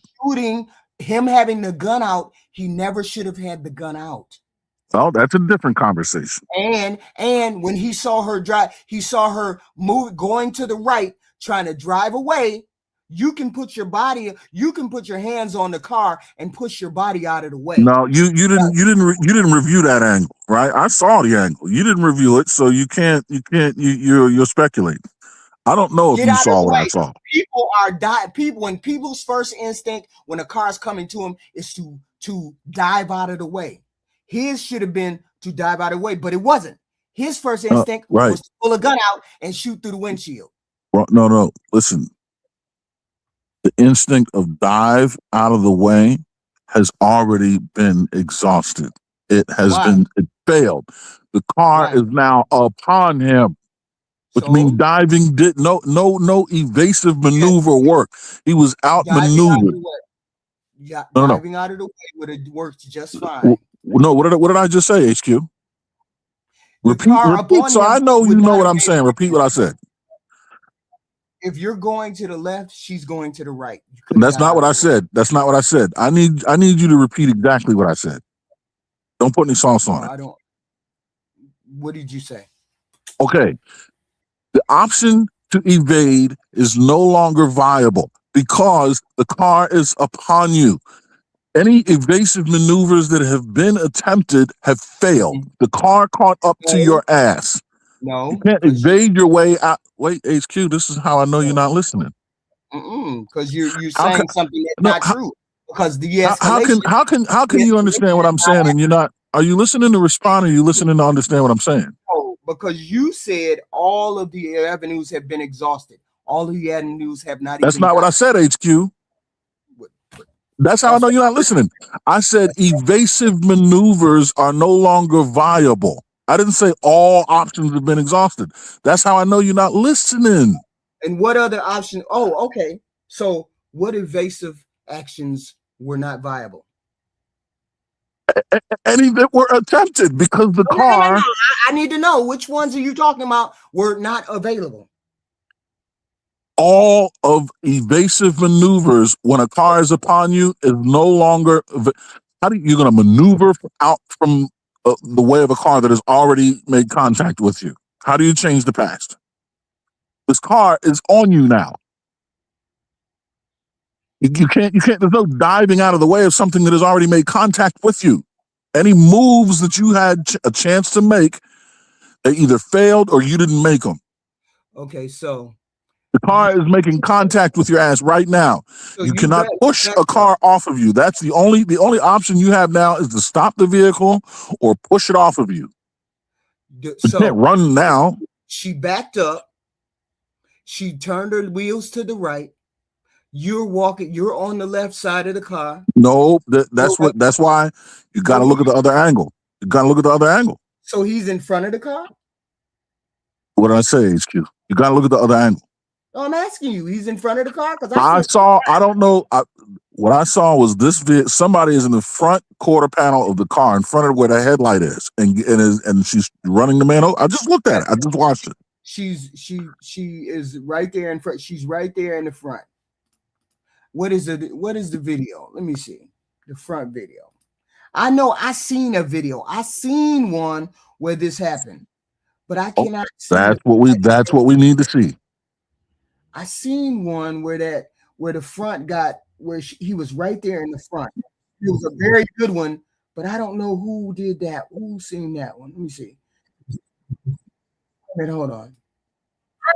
I only get the one where. Oh, okay. Let me see. Hold on. This is one, but it ain't all that clear. But this is one. Hold on. It ain't all that clear, but it's clear. It's sort of clear. Sort of clear. Hold on. Let me see. Hold on. Let's look. Sort of clear. Hold on. Right here. Wait a minute. And it shows a front. Okay, this is the side.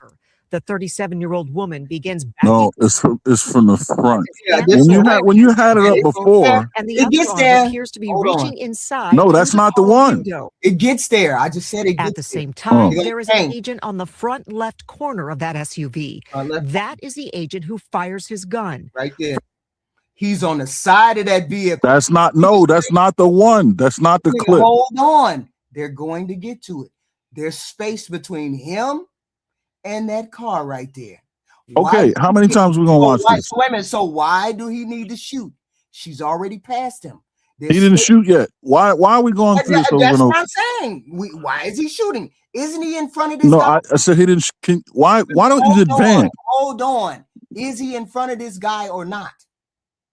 No, that's not the guy. That's what I'm saying. First, Go, it just appears to be advance. through the Advance. windshield Stop trying. No, wait. Yes, it is the guy. He's in front of this guy right there. Don't you see him? Play the thing. Play it out. Just play it. Look. Play to the point where you say they get to the front angle. At the same time, You there is an said agent second on the person there? front left You see, corner there's of two that people there. SUV. Stop. That is the Look. agent who fires his That's gun. him right there. First, it Play appears it, to play be it. through the Just play windshield. it. The following two shots through And the he don't open have his window. arm up. But HQ, there is another HQ, angle from the front of the SUV. You said they get to the part where they're in the front. Can we get to that? Can we get Is to that? the angle President Donald Trump refers to on social media when She don't run him over. He backs up. Yo, HQ, get to the part where they're at the front of the vehicle, please. I just showed fires you his that. gun. That's not First, the it appears to be angle. through the Hold windshield. on. The following two shots through the open window. But there is another angle from the Another front angle. of the SUV. It is the Let's see angle it. President Yeah. Donald Trump refers. Why they don't go slow? There he is right there. All right, you know what? You're not trying to have a because you're not going to the front angle. You keep looking at the damn rear license plate of this car. The ICE agent's actions. In it, you see the agent on the front left corner of the SUV. And in the chaos, it does appear to show that agent being hit by that SUV. The agent then fires 3 times, reportedly hitting the woman in the face. The driver then crashes into 2 parked cars. His hand is hit. No. It says what did she just say? She said it does appear that the vehicle does what? Does appear to show that agent being hit by that SUV. There you go. The agent then fires 3 times, reportedly hitting the woman in the face. But he's the driver It didn't hit his head. The car didn't hit his hand. The vehicle appears to be hitting the agent.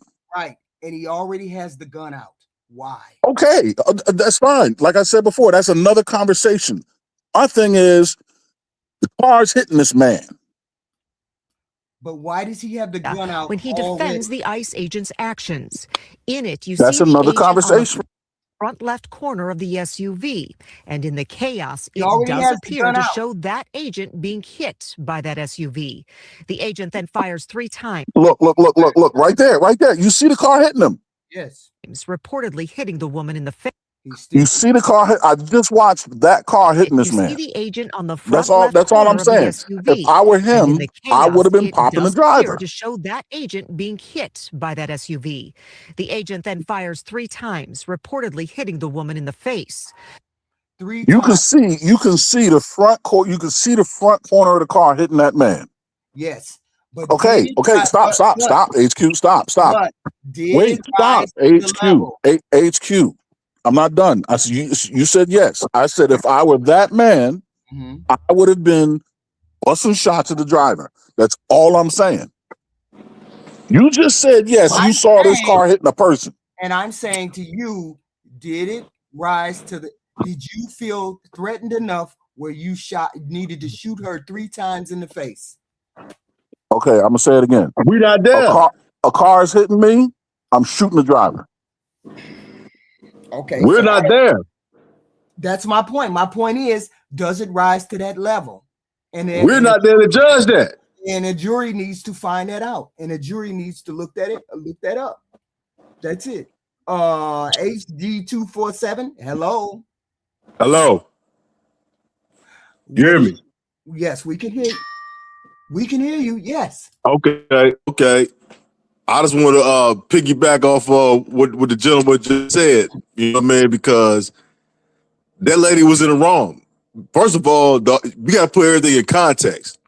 The context was she brought the confrontation to the ICE agents. The ICE agents didn't bring the confrontation to her. So, with that being said, you have her wife or whatever like that coming out there talking trash to the agents, talking about, hey, buddy, bring your lunch and you want some of me and all this stuff like that.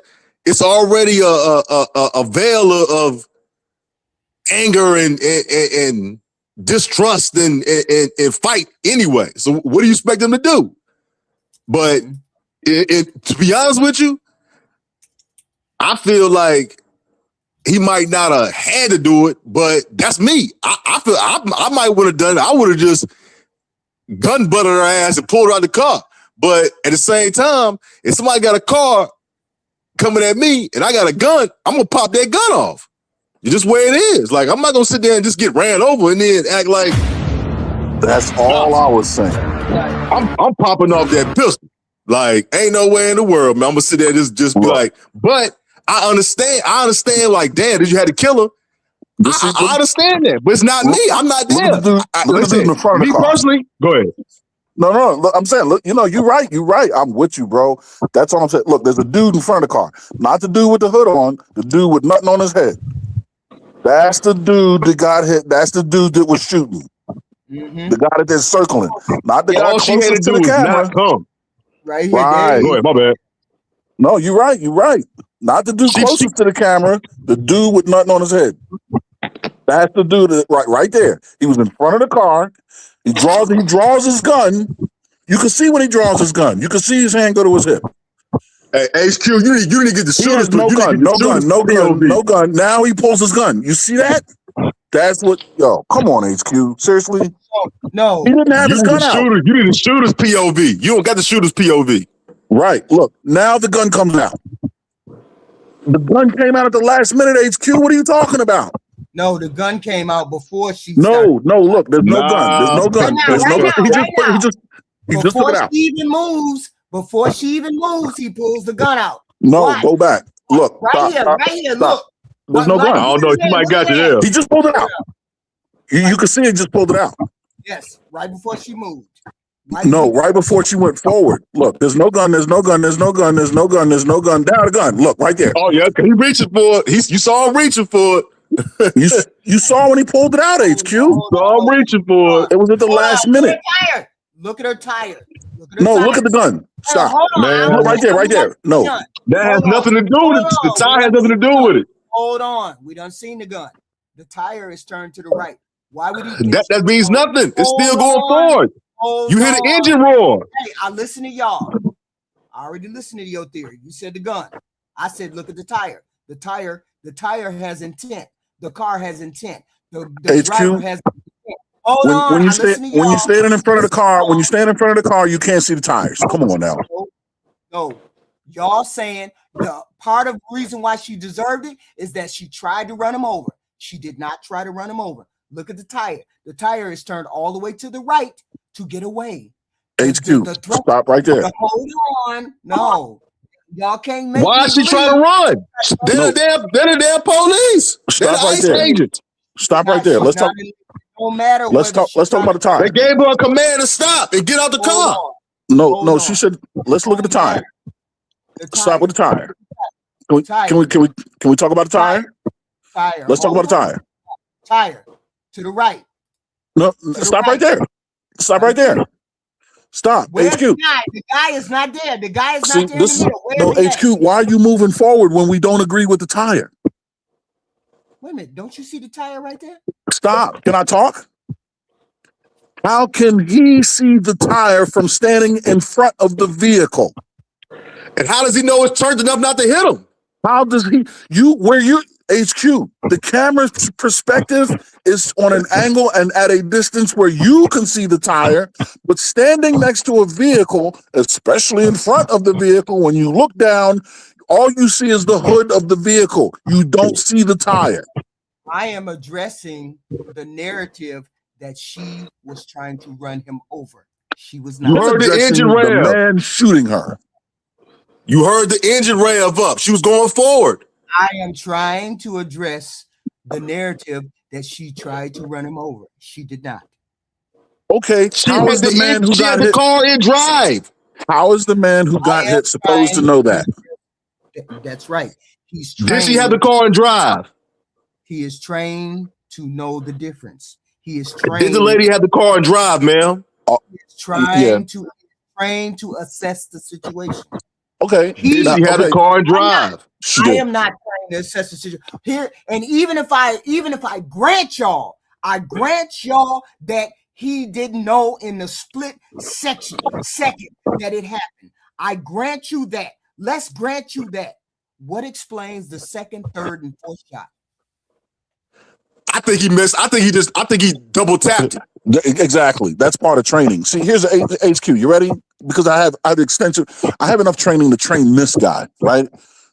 When you keep saying the training, what does the training tell you to do, since you know about the training? Because I can tell you. The training. What does it say? What is he trained to do? He's trained to assess threats. Okay, so based on what you see, what should his training have told him? His training should have said, I shoot one time, not 4 times. That's not what the training says. What does the training say? Shoot 4 times? Double tap 3 times. What? Yes. The first three. Look, training 1, 2, 3. Your first one is not. There's no guarantee. You aim center mass and you let 3 go and then reassess the situation. That's what the training says. Say what? Aim center mass, discharge 2 to 3 rounds, and then reassess the results. Yeah, but your assessment is also supposed to assess what situation are we in. Are we in a situation where this person is a threat to me, and can I? Hey, yes, yeah. So the answer is yes. Once you discharge your weapon, the answer is yes. And this is where I come back to. Was the Hey, hold on. All right. He shot 4 times. Wait, you said 3. You changing the numbers on us? No, Yeah. I'm talking about 3 after the first one. It said pop, pop, pop. He shot according to report. Is it 3 or 4 shots? I don't know. 3.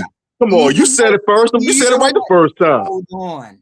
Either way it goes, the level of threat was not there after the first shot. You're not trained to make that assessment. And my whole point is he's trained to make that assessment. So am I. And I'm telling you, you're not, you don't have the qualification.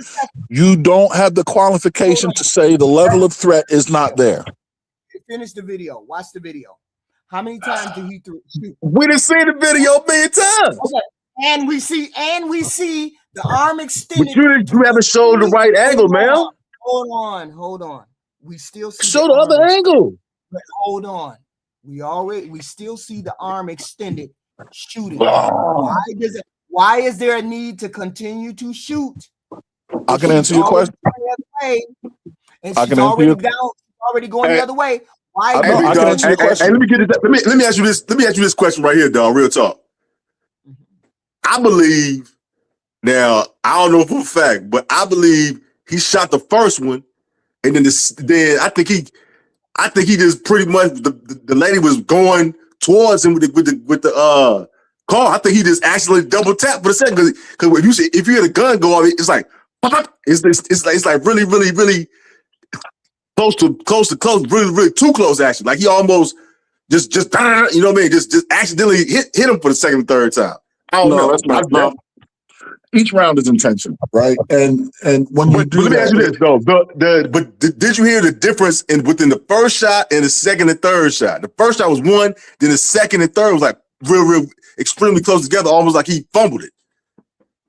Yeah, no, so what that tells you is he's repositioning his aim, or maybe the bullet, it ricocheted, you're going through windows, stuff like that. The first one, he might have wanted to clear the window and then get the center mass. Like there's different reasons why your shooting pattern would change. But that's why we put 3 rounds out there. The first one is a seek. The first shot is a find and seek. Is to establish, can we even penetrate whatever's between us and the target? And then the second 2, one of them has to hit. You send the third one just in case the second one didn't. But the first one is the scout round. I hear you on that, but the pattern of the shots went off kind of like weird for me. I feel like he just kind of fumbled the last 2, but I might be wrong. It was too close. There's a deliberate reason why your shooting pattern, and the reason they do this, it's in the training to make it muscle memory. You're responding literally in real time to whatever happens without having to think about it, because things happen too fast. Right? So when you deploy your weapon, you've already made the decision that you're going to use it. Bullets are already gone once you draw your weapon and take aim and put your finger on the trigger. The first rule of firearm handling, keep your finger straight off the trigger until you're ready to fire. Once your finger goes on the trigger, you've pretty much emptied your magazine at that point. Okay. Now, after that, everything is reactionary, which is why you got to let 3 go first. You can't just shoot once and then assess the situation right there. 3 have to go. The first one is your scout round. Can we penetrate through to the target? The second 2, one has to hit. What if the second one misses? Now we got the third one. Right? But there's no time in between rounds to start assessing. Now, let's talk about assessing. The reason why his arm was still extended is because once those first 3 rounds go, when you assess through the sight of your weapon. You don't immediately lower your weapon until you've established the threat is no longer imminent. You always assess through the sight of your weapon. Everything you do is look across the iron gun sights of your weapon so that when you identify a threat, you can immediately neutralize it. You don't have to wait the 0.2 of a second it takes to raise your arm, another 0.2 of a second for your eye to create sight alignment and sight picture with the gun sight, put the gun on target, and then discharge a round. It takes a full second to do that. Keep the weapon up, keep your eye down the sight, and already set up the aim. That way you can make a more accurate shot when you discharge your next set of rounds. Hey, if I could interject real quick, both of y'all, I would like to say this though, HQ. If just me like being, you know, AAU coach, just a actual, just regular human being. If I was in that, my thought process would be like, damn, yo, maybe I could take out the car and just pistol whip it real quick and that, but it ain't that easy to be like, yeah, I should just, do it this way. They, in the heat of the moment, this lady, they protesters, for the most part. They're coming out there aggressively. That one white lady said, "You at your lunch today, buddy," and I was like, "Come on, man, if that white lady would have said that all that stuff that she said to that policeman or whoever he was to you, QAQ, you would have been ready to fight. You'd be like, oh, bitch, what the hell wrong with you? You would have felt like they was coming to do something to you." Yeah, but the lady. Ross is now in front of the car as Good reverses, then drives forward. Gunfire is heard. Go to the other. Go to the other. Walks around her car. There we go. Look at that one. Yeah, we just saw that one. Car stopped in the street. I says Good and her wife. It'll be the same plate when you come talk to us later. We're closely following an Come on operation. now. Ross What we has no doing? body cam. He's using his cell phone here. Good's wife says this. Go get yourself some lunch, big boy. Before another agent yells for Good to get out of the car. Her wife then yells at her to Get go. the fuck out the car now. Ross is now in front of the car as Good reverses, then drives forward. Come forward. Gunfire is heard. Good's car then crashes into two others that are parked. She later dies. The body cam footage that you just saw, what tires is he going to be looking down at to see what way they turn and make rapid assessments? No, I'm not saying that's not for him. I'm saying that was for me to explain why people keep saying she was intending to run him over when she wasn't. Yeah, no, but the shooter cannot assess those intentions the way you can as a Monday morning And they told quarterback. her to stop and get out the car. Right. Period. You stop and get out the car. You don't goddamn turn over to the right, be like, yeah, I'm gonna pull over to the right. I'm gonna go forward, but I'm gonna pull over to the right. Man, you crazy? What? All these, like I said, these lesbian white chicks, they feel like they feel like they more bold as men now. Like, chill out. All of that is fine, but did it rise to the level where she needed to be murdered? That's not for you or me to say. That's correct. That's absolutely correct. That's for them guys. That's for the white person with the gun to say. I'm saying he got the gun. That's a determination that law has to make. It's too many different opinions. Nah, it's the determination the person with the gun got. the person with the gun, at that time, the person with the gun decides it all. That's the decision that you make. And that's damn right. That's the consequence of your action. You're a police officer. I'm saying a police No, that's the consequences of their actions. I'm saying the police officer is trained to know X, Y, and Z. We're not trained to know X, Y, and Z. The police officer is. He knows that she was leaving. They were leaving. They know that she was leaving. Why did you we take that logic HQ, did he saying he's qualified? He killed her. Why did you over talking me? Stop over talking me. The level of threat is the problem. That's the issue. Is there a level of threat that needed to be that high that you would pull a gun out and kill someone? I understand. It's a deadly weapon. I get all of that too. But the officer is trained to know Y and Z. Did you need to shoot her? Great. I'll give y'all the one shot. But the 2, 3, and 4 or whatever, 2 or 3 is disputed. I guess somebody said 4, but it's 3. Is that needed? Those 2, 3, and 4, because it's a lot of I don't mean to cut you off, HQ. I don't mean to cut you off. So you're saying that the first shot is justified in what you just said. That's what you just said, right? No, I didn't say that. What I said is you all said the first shot. So you're saying you could, but you said you could understand the first shot, but you couldn't understand the second and the third. That's what you just said. What I'm saying, even if I grant. What did you just say though? Hold on, let me finish. Even if I granted you that he felt. All right. I hear you. You granted me. You didn't say it was you. All right. Semantics. If I grant you that first shot, that does not explain the second and the third shot. Yes, it does. The gentleman explained the second and third shot. It doesn't to me. I'm saying it doesn't to me. It doesn't. Well, you're not trained. Because the training says, the man said the training, it justifies the second and third shot. The first shot is a package deal. Aaron is not a cop either, so I can't take his word either. No, I'm a special operations combat veteran. I have to. There it is. I trained the guy that trains cops. I have to take the word of a person that has been in that situation and understands cops and understands the protocol, who's read the book, knows the book inside and out. And that's for the lawyers to determine. That's for the whoever assesses these people, is for them to give me. The president assesses them all. He said they good money. And see, here's the thing. They have immunity for one. So this is why he felt comfortable doing it, because he has immunity. You already have immunity. He has immunity before he steps out of the car. They all have immunity. That is what they got sworn in with, immunity. You have the ability to go out and kick ass. What does that mean? Kick ass means we can shoot whoever we want to shoot, how we want to do it. We want to avoid that, but if we do it, we have immunity. And I believe that's what the president did. The president gave them all immunity to be able to do what they wanted to do. And so he felt comfortable doing what he did, because nobody feels comfortable shooting another person. He got out of the way. After he shot that woman, he got out of the way and he walked away like it was nothing. He walked away like it was just another day. Who walks away like it's another day? And then they didn't let anybody help. The trained killer. That's my point. No.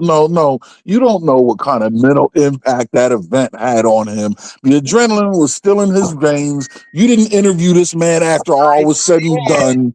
The clip ends with him with his weapon trained on the vehicle like he's supposed to. You didn't walk away with a smile on his face and go, "Hey guys, let's go get a beer. What a great day on the job." You don't know none of that. Come on, HQ. Right. I didn't say anything. I said he walked away like it didn't bother him. You notice I use the word like, right? I said he walked away like semantics again. How did you see him walk away like it didn't bother him? How would you even assess that if he's bothered or not? Because he doesn't appear to have concern for the lady. How can you assess someone's concern in the heat of the moment on their face? Because you're not over there caring for the person. You're the person that told the doctor not to deal with her. Don't worry about this. We got this. The person just got done trying to run you over. The car goes and smacks a pole and is smoking now.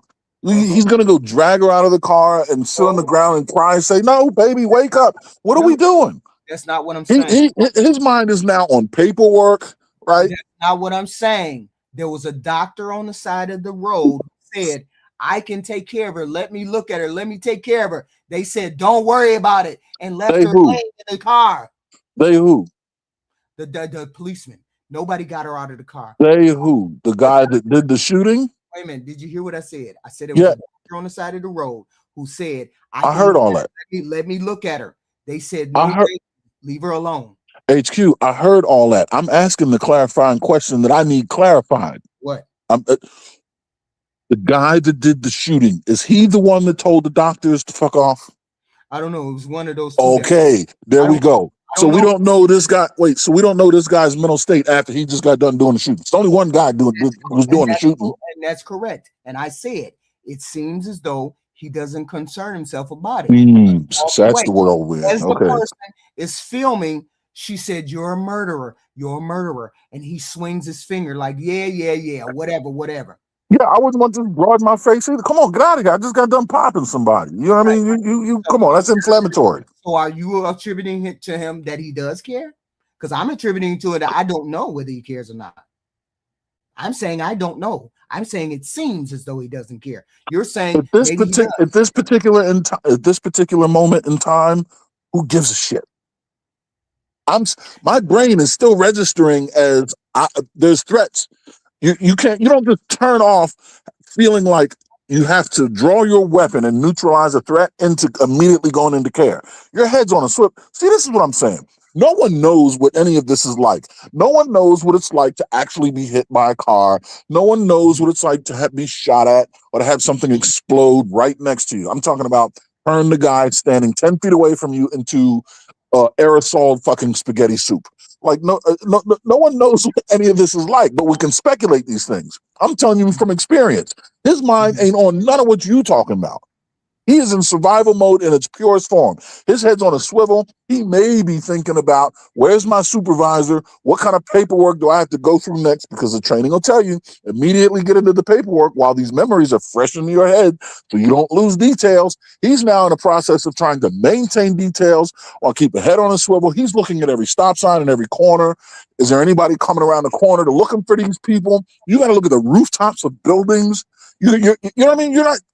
Every car on that street, he's still looking in the driver's seat of every car, just in case it pulls out and pulls away. Is there someone that witnessed this? That maybe they pulled away? We need these people. Do these people have friends? There's so many things these people are assessing in the moment that you have no idea. But we have no idea. We don't have any idea. I do. Here's the thing. And I'm telling you, caring is not on this man's list of priorities in this particular moment. And that's why I said it seems like. But here's the thing. But that's not to say he doesn't have a care in the world. The man is busy. The man is under a deep amount of stress. I did not say that. I said it seems as though he didn't care. The whole point is he just murdered someone. He just murdered someone. Okay. And he appears as though that doesn't concern him. Appears that way. Okay, I don't know at what point. To a lot of people, when you say get out of my face and you swing your hand like I don't care, it appears that way. Maybe he does. Who knows? No. At what point is he supposed? At what point is he supposed to start caring? I don't. Those are questions that I cannot answer. I can only answer. I can only answer the question that's in front of me, and the only answer I've had from day one is: Did you feel as though a gun was the level that you needed to stop on in order to assess the threat or to handle the threat? Did you feel the gun? Did you feel the need to shoot her in the face was the appropriate response? Or could there have been a different response? No, there's no response. And I can tell you why. Because everybody jumped on one side or the other. I'm saying there's different things, but there's different levels that you go through before you pull out the gun. Okay, identifying. The gun is the top level. I'm assuming the top level is the gun. The top level is to end someone's life. That's the top level. That's the end result. But there's other levels before that. You make the conversation redundant when you repeat yourself. Go through them. Since you're saying they're there. I didn't say I knew them. Right. Okay. So you're saying they're there. You're saying that's an appropriate response. I'm saying you don't know that. No. HQ. I'm saying there's other ways to have handled that. HQ. Pulling a gun was immediate. For the sake of your audience, can we make the conversation efficient? You're saying it's immediate. You're saying Can we have a back and forth? You say something, and then I say something. You're dismissing what I'm saying. No, I'm saying, can we do that? Can we do that? Stop dismissing what I'm saying then. I'm asking you if we can establish a pattern of communication. Okay. Can we do that? Can we just have a back and forth without repeating ourselves and making assumptions? Y'all stop jumping in when I'm speaking. That's what I'm trying to do. But can you not repeat yourself and not add things to the conversation that wasn't said? Can we address things one at a time? I've already addressed the problem and the question. That's a yes or no question. See what I'm saying? This is what I'm saying. Can we do that?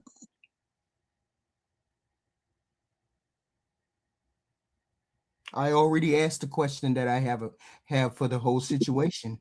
Is your level, did your level right? Did you feel the need to pull the gun out? Was there something else that you could have done? And I asked you a yes or no question. I got no answer, and now you're dragging me back into the conversation. Before we have this conversation, I need to know that we can have it in good faith and efficiently for the sake of your audience. We're having it in good faith. You're trying to gaslight me. Like no, I'm not. Know what I'm talking about.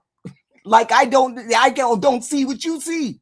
No, I'll get back into the conversation. I have no problem. But what I'm saying is, can we have a back and forth where assumptions aren't made? We can do that. Okay, all right, now let's do it.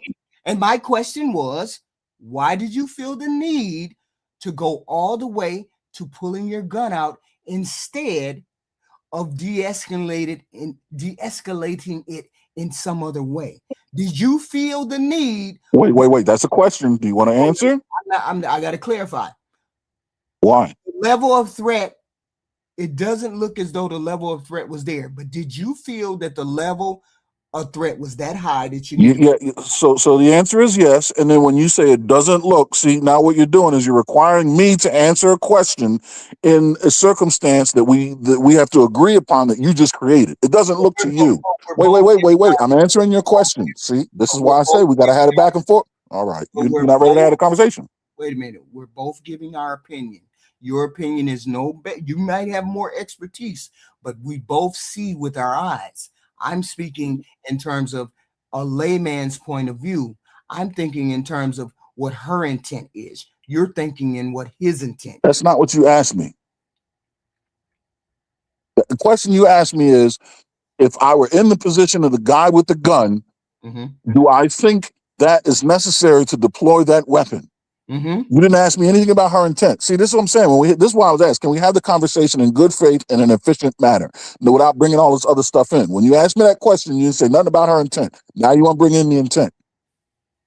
I'm not saying her intent. Okay, so let's leave that out. Okay. The car's intent. I'm saying the car. We know her intent. Okay, stop. The car. Wait. The car. You said the car's intent. Explain that and explain how the car can have intentions. We can surmise her intent from the direction of the car. No, we can. But you're saying if I were in the guy's shoes with the gun, no, can't. Say that. Put that on the table. We can gauge that her intent is to leave, right? No. From the actions of the car, we can gauge that her intent is to leave, right? No. Then we can't agree on the facts, because the fact is her car wheels turned to the right, not the officer. So here's the thing. You didn't clarify from what perspective. I said her intent in the car. No, that's not the question. From what perspective are you asking me this question?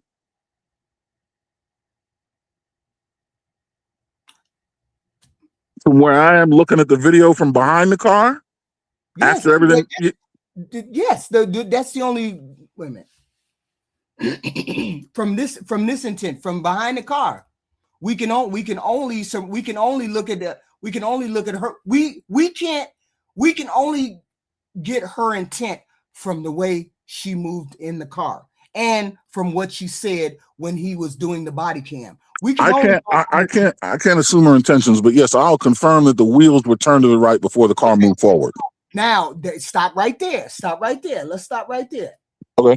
We know the car wheels are turned. We know the car wheels are turning away from them. So, We, the audience, know the wheels are turned to the right. That's it. Right. That's all we know. That's her intent. The audience, okay, her intention are to turn the car wheels to the right. Yes. To leave. That's her intent. No, you added that. No, her intention is to not towards the cops. We can make you're adding that. So what else would I not add? Why would I turn? I'm looking at the facts. If we turn the car to the left, we can intend that she did try to go over the officers. We can No. Because you can make the argument that her intention were to run over the guy just in front of the car. Because here's the thing, where he was standing, even with the wheels cut to the right, you're still going to run him over. The fact that the car is put in drive and made to go forward no matter which way the wheels are turning, he's going to get run over because that's what actually happened.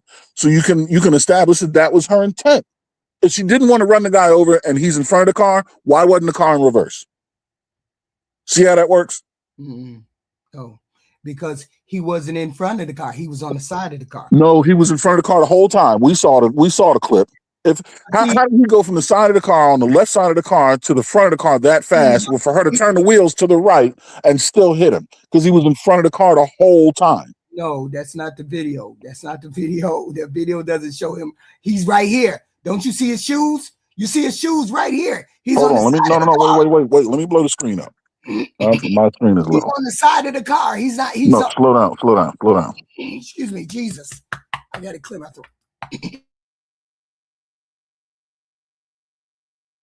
All right, play the clip. You see his feet?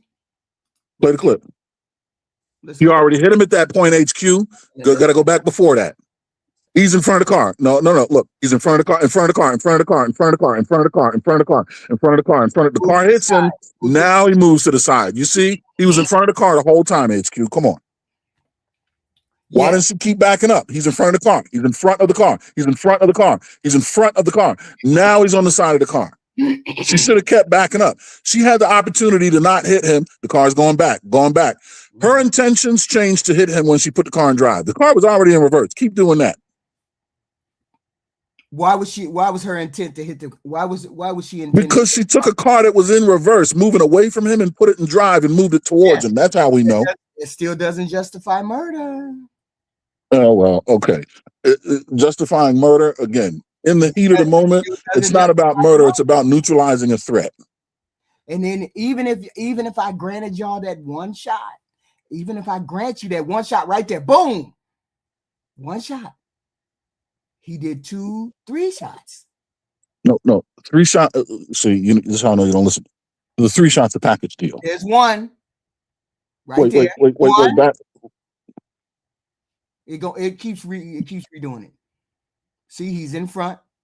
Even if I grant you, there's one. Boom. Wait, no, that's one.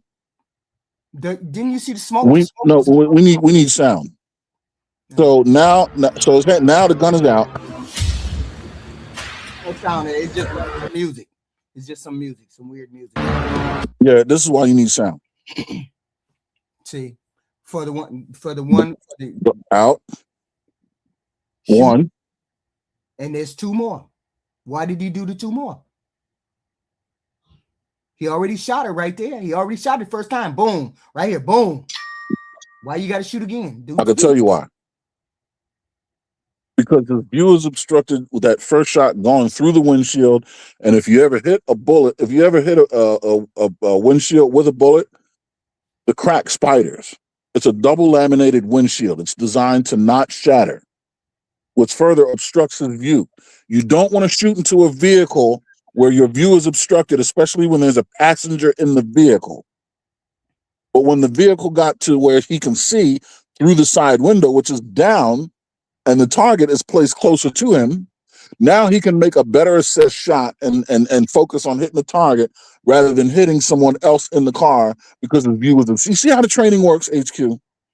He still has to neutralize this threat because now the vehicle is in motion. He's already discharged a round into it, which means he's established a need to get this vehicle to stop by use of force before it does other damage. He has to get because what's to stop her from going flying off down the street? Even if she is hit, plants her fucking foot on the gas pedal. You know what I mean? You got to neutralize the threat at all costs. Here's the point. The point is, did you need to pull out a gun? Yes. We already went through that. No, you didn't go through that with me because I'm not convinced that you need to. The gun. We looking right at it. The car's trying to run him over. I mean, the whole situation got escalated because they did it. Then that's a different conversation. No, they escalated everything. She's not. First, she turned her car around. She turned her car around to get out of the way. She waved them away. She waved them around. They got out of the car. They got out of the car and approached her. All right. I'm not arguing that. Okay. Why did they approach her? She's not a. I don't know. She's not an illegal alien. Why are you messing with me? I'm don't know. Immigration people. I don't give a fuck about no white lady. I care Right. about the immigrants. Why am I approaching her, worried about her? Now watch this. You ready? I'd like to answer your questions. Go ahead. I have no idea, and I'm not going to speculate because I don't have enough facts and details. I have no idea.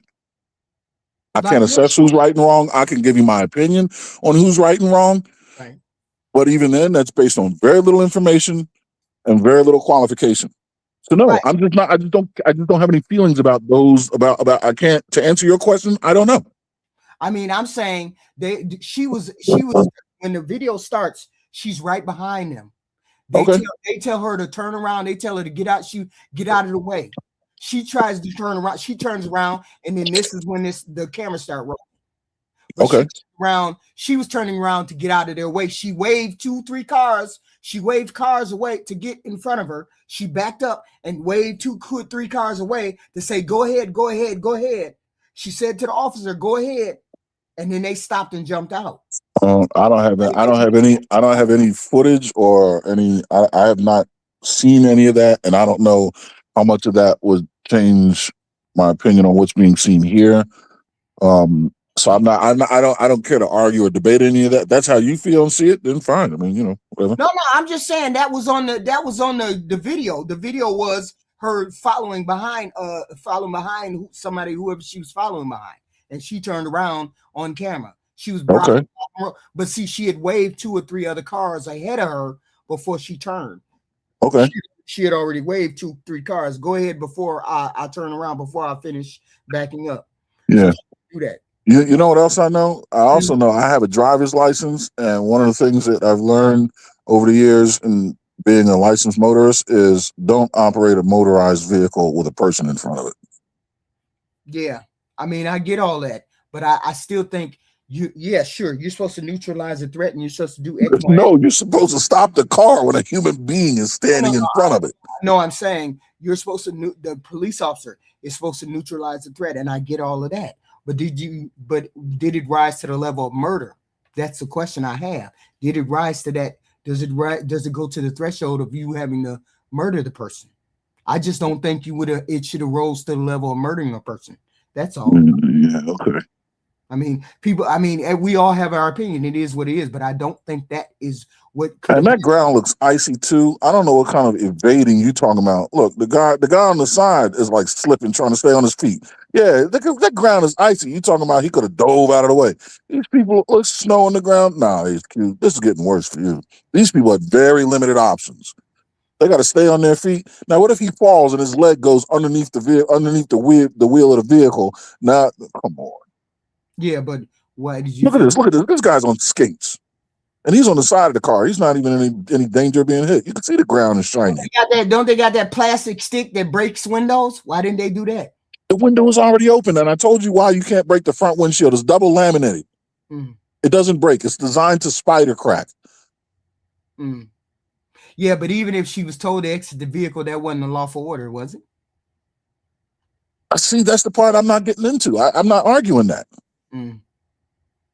So all I'm saying is, I know what to argue and what not. That stuff, I don't have enough information, nor do I have enough qualification to care to argue that point. If that's how you feel about that, fine. But the parts that I am qualified to argue, I will give you an opinion there. It's like, it's like, I think you went. I think it was too far. You went too far with the gun. Maybe you should have Maybe you should have neutralized the threat. But did you need to use a gun? Yep. That's all I'm asking. Yeah. Because what other options does he have to neutralize the threat? Yep, it's the gun. That's it. Nothing else that man has in his disposal at that moment. You're in front of the gun on an icy street. It's in front of the car. This car is coming at you. You have a chance of falling and having this thing roll over your leg. He pulls his weapon out at the last minute, puts one through the windshield. That doesn't work. Yeah, no. Look, boom, that doesn't work. And then one more, maybe 2 more on the side, and that's it. And the car gets driven away. He even lowers his gun away from his face. Black America. Black America. Can you hear me, HQ? Yeah, we can hear you. Go ahead. All right. Hey, hello, Mr. Iceman and Miss HQ. Good afternoon. What's happening, brother? HQ, I love you because you're a humanitarian, right? Even though I just do not agree with the things you're saying. You are humanitarian, and this is it's understandable when you have a person who loves people, but more information has came out about this lady, and it's starting to look worse and worse for her. She didn't even live in that state, and she is actually a part of a group that goes around protesting from state to state, goes around protesting ICE. So it's just starting to look worse and worse for her in this case, in this situation. That's all. Oh, okay. So I'm going to accept y'all theory, and I'm gonna listen. I'm gonna listen to more things that come out. She deserved to die, so I'm gonna listen to that. I'm gonna go with y'all's scenario that she deserved to die. That's why I did not say deserve. I did not say deserve. That's why you open with the humanitarian thing, right? He tried to clear that up from the gate, and it still ain't work. I mean, I understand. Look, I get the angle. I get it. I just you could have saved a human life, and instead you decided to take a human life. Why did you make that decision? Why did you make the decision to take a life instead of something else? That's all. Black America, you've spoken correct again, my friend. If your life is in danger, HQ, I am going to kill somebody 9 times out of 10 if your life is in danger. If my life is in danger, that is going to be 10 times out of 10. It's just going to happen. If there is a threat, I'm going to eliminate. That's all it is. It's not a bad thing. It's not a bad thing. I don't know how America is going to look. I don't know how America is just going to sit well. How is this going to sit well? Because how is this going to sit well? The way of the world. It's always happened. It's always happened. I'm looking at it, but I look at it so complete. I look at it not so completely differently. We vary in his response. We don't disagree up until we don't disagree that he thought his life was a threat, was in danger. We don't disagree. We agree all the way up until that. What we don't agree with is the options that were on the table that he could have took besides gun. That's all I'm saying. I'm saying I agree with your set. I agree with all of that. But there were other options that could have been on the table. Him as a police officer should know other options. That's all I'm saying. We're looking at it and saying, I ain't got no other option. I got to pull a gun out. I'm saying he's an officer, and maybe he had other options that he should have looked at first. That's all I'm saying. Everybody keeps saying there's no other option. He had to shoot her. No, I'm sure that there would have been other options. That's what I'm saying. Because that right there seems to be the top shelf of options instead of somewhere in between. That's all I'm saying. I believe in the assessments. The assessments are good. She may have been, it's a weapon, 2,000 pound car, all of that good stuff. I believe all of that. But as an officer, was it necessary to go to the top level? Was there other options? I don't know the other options. He's a policeman. He's the one who's supposed to know other options. Besides pulling your gun out. He's the one that's supposed to know other options. I'm not supposed to know other options. He is. That's all I'm saying. Okay. Can we agree on that? I don't know the options, but him as a police officer, him as a person that's trained to assess threats. He is the one who is supposed to say. So everybody is saying it's either and or. It's either or. Either he had to pull a gun out, or he didn't. It was no other options. That's what everybody's saying. Everybody's saying she did all the things she didn't do. She didn't do anything, or she did do a whole bunch of things. Everybody has an assessment of what she did, she followed, she didn't, dropped off the kids, she didn't. Everybody has an opinion about that. But it still comes down to the fact of Another thing about her kids, she doesn't even have custody of her children.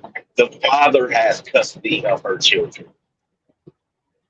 It's a lot of stuff coming out about this lady. Yeah, but why did you need? But why did you need to have? Why did you feel the need to say that when that's not even relevant to the situation? Well, because everybody's talking about.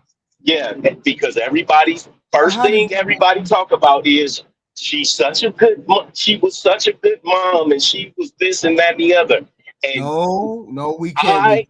We cannot assess. Hold on. We cannot assess her personality because we couldn't assess.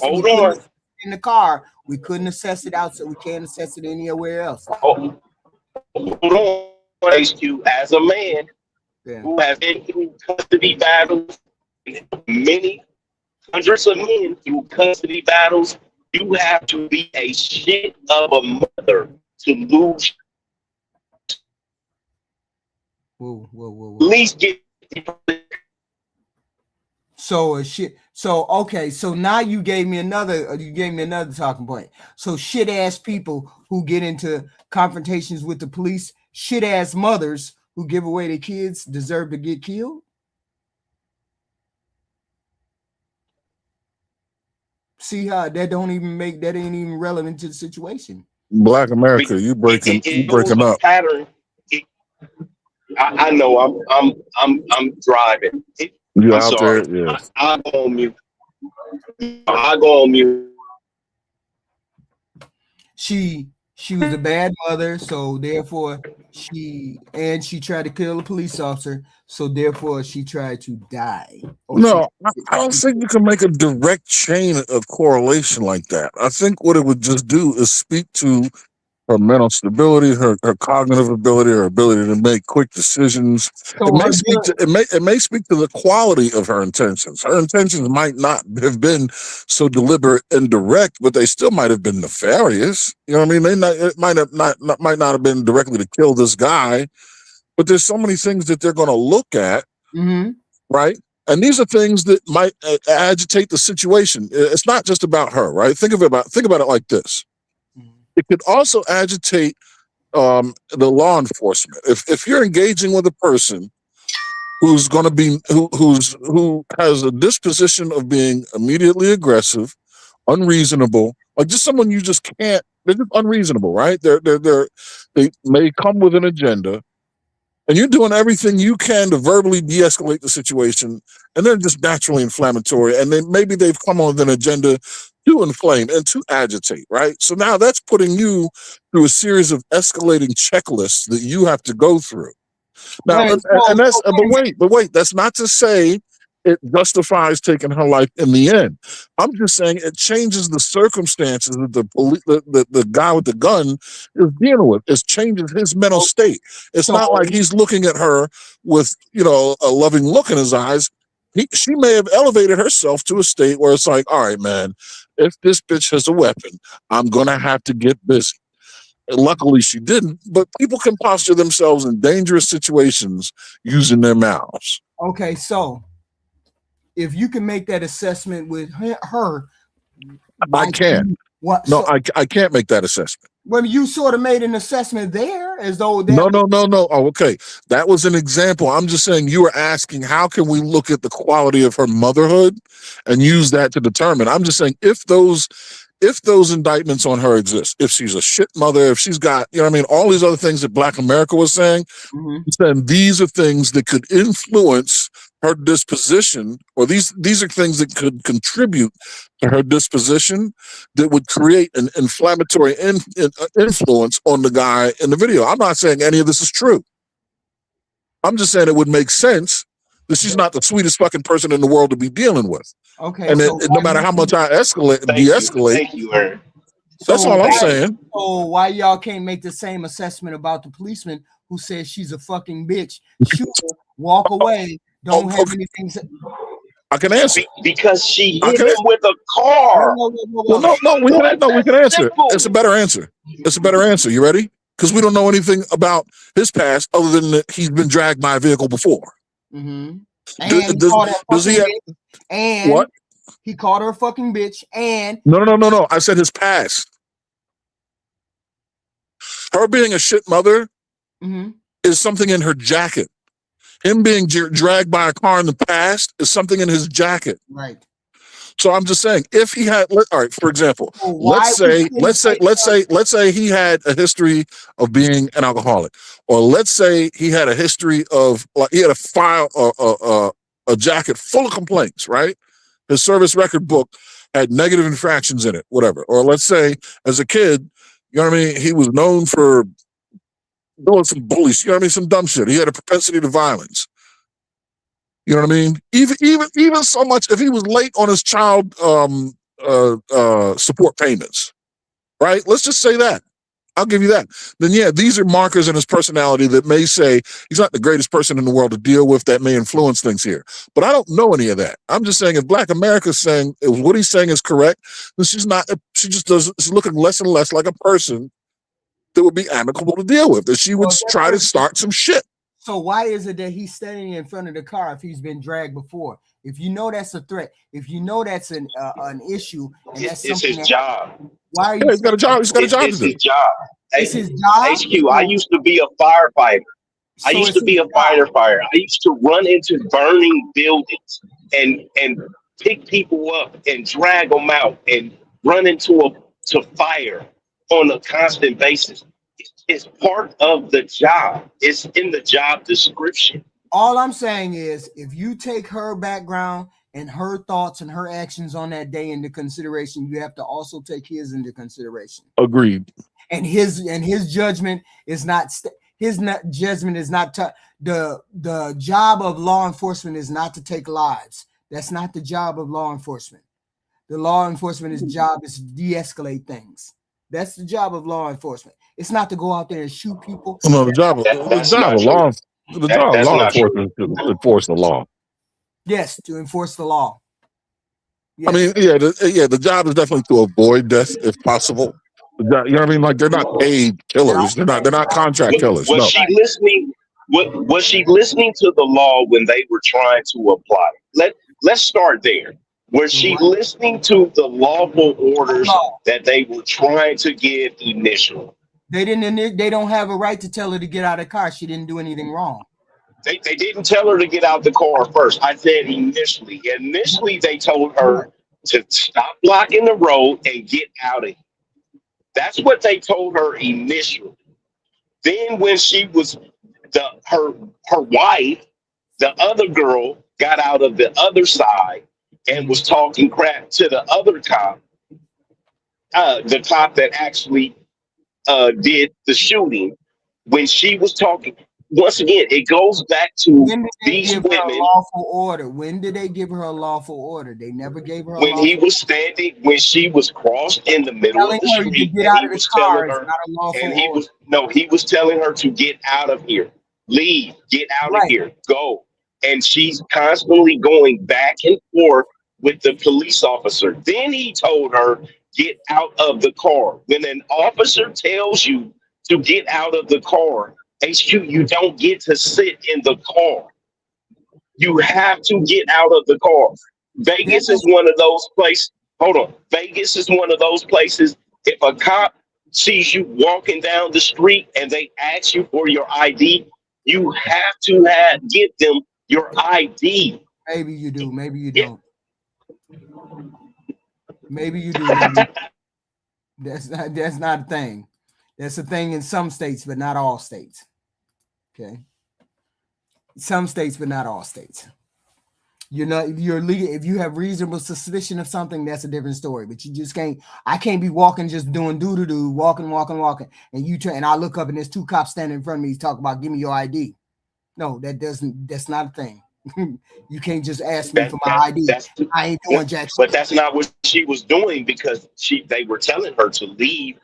They were telling her to leave the area. That's the first thing. Yeah, but so that's now not a lawful she didn't leave order. It's not a lawful. But that's an infraction. It's an infraction already. They are immigration officials. They're not regular police officers. They cannot give her that order. They don't have a lawful order. They cannot give her that lawful order. Okay, that's the point. The point is you didn't give me a lawful order, so I can do what the fuck I want. No, I just Googled it. So you're under. So So you're under the assumption that I'm under those the assumption, officers. yeah, I'm under the assumption Hold that on. they're immigration officers, not regular officers. Okay, that so do those kind of orders. so officers is an officer. I've been taken to jail by school police for speeding. They were school police, and I've been taken to jail by them. They are officers, HQ. And they are federal officers, which means they can go to any state and lay down the law. See, I think something just failed in this whole scenario. Something just broke down. The whole thing broke down. Even if she was not blocking the road. She was driving, and they told her to turn around, and she turned around. And that's how she got to blocking the road. She was waving cars to go in front of her to get by while she was backing up. They said she was blocking the road. I didn't see her blocking the road in the videotapes that I saw. She was turning around. Maybe she did, maybe she didn't. I don't know. I'm saying, are they able to tell her to get out of the car, X, Y, and Z? She's not an immigrant. Why would you need to tell her to get out of the car? What would you Because they told her to leave. No. And then they're antagonizing the police. But what were they going to do? We didn't hear no antagonization on those videos. What antagonization? Have you ever you didn't hear the antagonization from those women on the videos? No, I didn't see the antagonization. I didn't see anything about Aaron, did you hear the full audio, Aaron, of the videos of the body cam and stuff? The lady in the car, I didn't hear her say anything. What antagonism was she doing? I didn't hear her at all. I heard very little in one of the clips. There was some. There's no contextual information I have. No, but I only heard but so much. There wasn't a lot. Okay, so HQ, what I implore you to do. And it doesn't matter. Wait a minute, hold on. You making it seem as though it absolutely does. Because I called you a fat bitch, you have the right to shoot me. Well, see, I didn't hear that either. See what I mean? So he said you need to go home and you need to go home and eat some food, big boy. You mean to tell me that that's antagonizing him? Oh wait, she did that. That is what I heard. That is what I heard. Yeah. But that's antagonization. Yeah, but that's not the level where you would shoot somebody. She's not the one that got shot either. That's right. So, but they were both being HQ. Okay, so how about we start here, even before this interaction? How about the fact that they go from state to state protesting the ICE officers? How do we know? How about we start there? How do we know that's true? Okay, because they're part of a group. How do we know that's true? What do you mean? Because I haven't heard that. You said you heard that, but I haven't. No, I right, because it's a lot of information that has came out about it. It's all over the news, HQ. And that's why I say I don't know if you're looking at the news. No, I'm see, the point is the news is not the point. The point is, did her actions make it so that his level of response was appropriate? That is what I'm asking. That's it. Did her response, what she say, what she do, did it make his level of response appropriate? That's the question that need to be asked and answered. That's it. I don't dispute anything that you're saying, but did it rise to that level that said I needed to pull a gun out? I just don't think it did. I think so. I think it does. I'm saying I think so. Well, I don't think she hit him intentionally, but if somebody is in front of your car, you're not supposed to drive, especially as fast as she did. That's one. And I think she just went when the guy tried to open her door after telling her to leave, and she wouldn't leave and she wouldn't get out. She tried to get away, like pull off and pull away. And that's what made her hit the officer that was in front of her car. I don't think she did it intentionally. But because of what she did, it's cause and effect. Because of that, that's why this happened. Yeah, It's not because like he moved himself in front of the car to stop her from moving. I get what he well, did. he was backing up his partner. That's what you do is Yeah. back your partner. Right. It's like And a he was battle standing in buddy. front of he was standing in front of the car to make her not be able Yes. to move. Right. Yep. Because now that he was telling her, hey, get out of here and stop. Now get out of your car. If me and Aaron are being partners, he's going to try, and if I'm telling her to get out of her car, he's going to try to move to a position where he can back me up. And that's all the officer did, that stepped in front of her car. But she hit the accelerator and hit him with her car, which we all know is a deadly weapon, HQ. Vehicular manslaughter or homicide is a real thing. I get all that. And my point is, did you need to pull a gun out? And I'm still going to ask that question.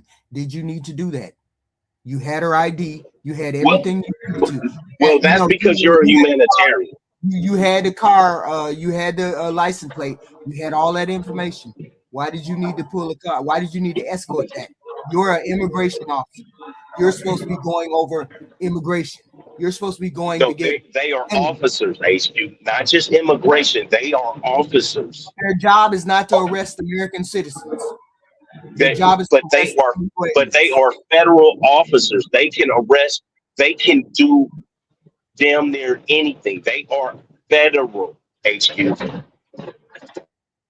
And I'm still saying, did it rise to the level in which you had to pull a gun out? Well, okay. What options are you thinking? I don't know. I'm not a police officer. I don't know. I'm not a police officer. I don't know. That's what I'm asking. He's trained to do something. He's not trained to immediately pull his gun out. He immediately pulls his gun out. In this video right here that I keep continuously showing, he immediately pulls his gun out. Right now, boom, see his hand? Gun out. Before you even start anything. Before you even do anything. Before she even pulls forward, he has the gun out. No, HQ. She's backing up. Because he was backing up his partner. His partner then tried to give her a lawful order. Hey, get out of the car. He started pulling on the handle. His backup partner, pulled his weapon. He didn't pull it and point it at her immediately until she hit him with the vehicle. That's it. That to me, like I said, and you know I don't like the police. To me, that's textbook police work. It's happened. I'll tell you, it was a kid who was going through what do they call that when somebody going crazy or having an emotional breakdown? What do they call that? He was stressed out. Right. Crisis. Right. Right. It was a young boy. He was 16 or 17, and he was in a crouched position in the middle of the road with a firearm, HQ, here in Vegas. And they shot him. They killed him. He didn't point the gun at anybody or anything like that. But he had a weapon, and there were people and cops. So they shot and killed him. It's just part of something you have to accept, and it happens. Okay, it happens. You say it happens. I'm saying it happens. It happens. I'm saying it's going to continue to happen until somebody does something about it. It's just going to continue to happen. And this is normal standard operating procedure for the United States. We got a white girl shot. So I'm expecting white girl, black girl, white dude. I'm expecting everybody to get shot every week. Now they don't have no immunity. Now they don't have nothing telling them that they shouldn't be doing this or some law holding them back from doing it. It's okay now because we got half the country believing that this white lady deserved to get shot. She was an agitator. She was a shit mom. She was all these things. And she had a lethal car in her hand. She had a lethal car. And people are saying she meant to run him over. Even though the car was aimed in a different direction, everybody's saying she meant to run him over. So she deserved to get shot in the face. So we better not say nothing about the next black body that gets shot in the face. Then we see the same scenario. We shouldn't say nothing. Tony? Yes, how you doing, HQ? Hi. What do you have on? All right. Hey, HQ, you 100% correct on the situation. If you look at the truck, if you look at the agent, you can see he moves slightly to the right and leans in. That's the only reason why the truck hit him. He leaned in to shoot. That's the only reason why if he wouldn't have leaned in to shoot, the truck wouldn't even have hit him. And he had enough time just to move out the way of the truck. There was no reason to have a gun drawn, shots fired, nothing. He leaned in to the, if you watch, when he moves slightly to the right and leans in. That's the only reason why that truck hit him, because he leaned into the truck. If he wouldn't have leaned into the truck wouldn't even have hit him. Right. I mean, I wasn't really paying attention to that. What do you say to that, Black America? Or Aaron, what do you say to that? So when you deploy your weapon, you have to get into a particular position to be able to deploy that weapon. Anyone that's fired a gun, you go into the fighting stance. And that's exactly what he did. But by the time he pulls his gun, it's because he can see that he's about to be hit by a car. So the order of operations are car stops, car moves, starts inching forward with him in front of it, then he grabs his weapon, then leans in. You don't want to shoot on your heels. You'll hit bystanders that way. That's just dumb shooting.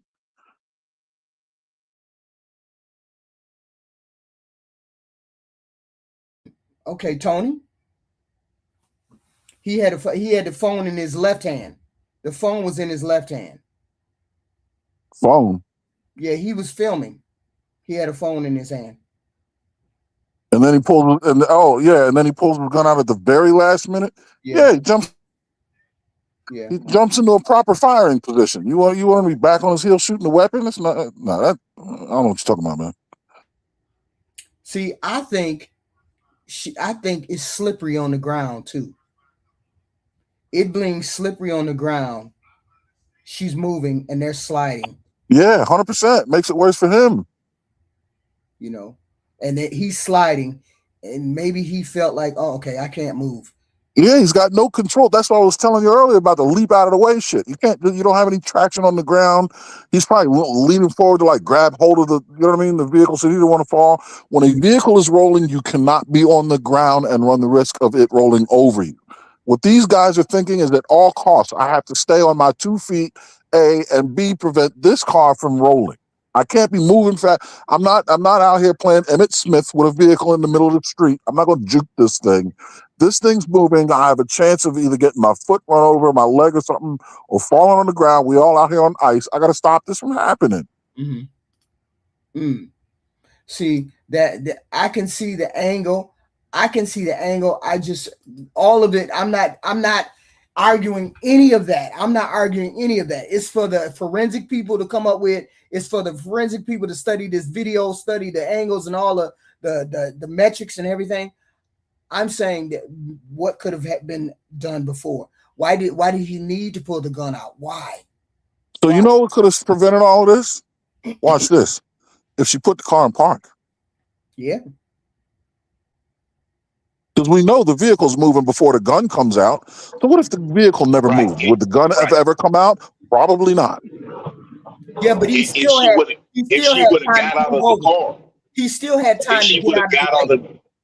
If she would have got out of the car when he told her, when he gave her that order, hey, all right, we got enough of your crap. Get out of the car. But look, none of this would have happened. But look, he still had time to get out in front of the car. Why did he just stand right there? Why didn't he move to the side? Why did he do that? Why did he stay right there? Because most people, when the police tell them to pull over, they pull over and they don't run. This lady tried to run. It's just it's a logical thing. Why didn't he move to the right and get out of the way of the car? Because the car was moving backwards. No, first. Okay. Right here. Why didn't he move? Why didn't he move right there? Why didn't he move? Why did he Because pull a he's gun on out? icy. Because he's on icy ground, and if he slips and loses his footing in front of a car no. rolling forward, he's going to get his ass rolled over. What do you mean? Why didn't he move? No, she was going to the right. He could have jumped to the left. If you try to jump to the left on ice, you don't just fly to the left. You lose your footing and go straight down on your back pockets in front of a car that is in motion with its wheels cut to the right. So what happens is you get your right femur rolled over and your left calf rolled over. No, we can't say that because this first guy, this guy right here, this one in the front, when he slides to the left. See? Slides, that's not jump, HQ. Slide and jump are different. So why that guy didn't do the same thing? Exactly. I don't care what the other guy did. He didn't shoot anybody. I'm talking about the guy with the gun. You're sliding in front of a vehicle. Sliding means you've lost control of your feet. You don't have grip. If you don't have grip and you bust your ass in front of a car, do this in front of a train. How about that? Go find your local locomotive and do this on icy ground. HQ, I just want to say one thing. I understand they was in the same profession as these people. I understand. I'm coming at it from a fair perspective, the way that the video shows you exactly how it happened. All that I'm saying man is he could have moved because he did move. He moved. He could have moved out the way because he did move. The car moved him. He's on skates. I said the reason why HQ, I said he moved to the right because I'm making it like if I was him. He moved the same way, the same time he had to like the way that he moved slightly to the right, the way he did, he could have moved completely out the way. He didn't slide. He didn't slide because it was on ice. He moved to get in position to shoot. He didn't slide because of ice. Slid to get in position, to get in front of the car as close as he can so he could pop the shot. Right. Nope. Okay. That's definitely not what happened. Why didn't he keep walking? Here's the question. Why didn't he keep walking? Hold on. Why didn't he keep walking? Because he's backing up his partner. He's backing up. If something's happening, hold on. When you're backing up your partner and you want to have a couple of different angles. You don't want to keep walking to where you're both on the same side in the same area, because if someone pulls out a weapon, it makes it much easier to shoot them. Or no, that's not. You know why he's not thinking? Because his partner is right next to the window. You could have shot your partner. Why did you pull a gun out right there where you could have shot your partner? And your part right here. That's right. So you need to have a clear shot. No, he was in the wrong. He should not have pulled that gun out. Was in the wrong. He was in the wrong. And HQ. Do you know about Do you know about intersecting lines of fire, HQ? That's what I'm describing. His partner. No. Do you know about intersecting lines of fire? Can you look at this and make a sound assessment on the potential of his? Okay, so don't bring that into it. He could not have shot his partner. You don't know how about strategic positioning and intersecting angles of fire. What you're saying out the window. With Black America say he's covering his partner. Jesus. No, HQ was right. That bullet could have easily ricocheted and hit his place. See how close he was to the. Okay. So it can ricochet. That can happen in any circumstances. I'm talking about strategically and tactically. They are well outside of their bounds of intersecting lines of fire. There's no way. Wait. So whoever the person talking now, do you have experience with this? Do you know what you're talking about? You know what intersecting lines of fire are? I have experience because you know why I have common sense. His partner. No.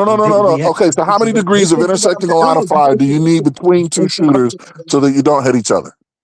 And at what distance? His partner didn't react.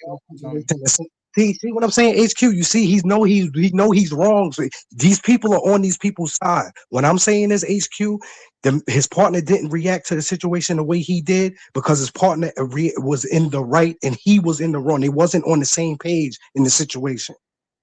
How do you? That's why I'm so like what evidence do you have? The way he slid to the right, the line is shot up is the same way in hockey. If a center lines up the left wing or right wing to take the shot. It's the same exact way that happened. No. This hockey and firearms are not the same. There's nothing to do.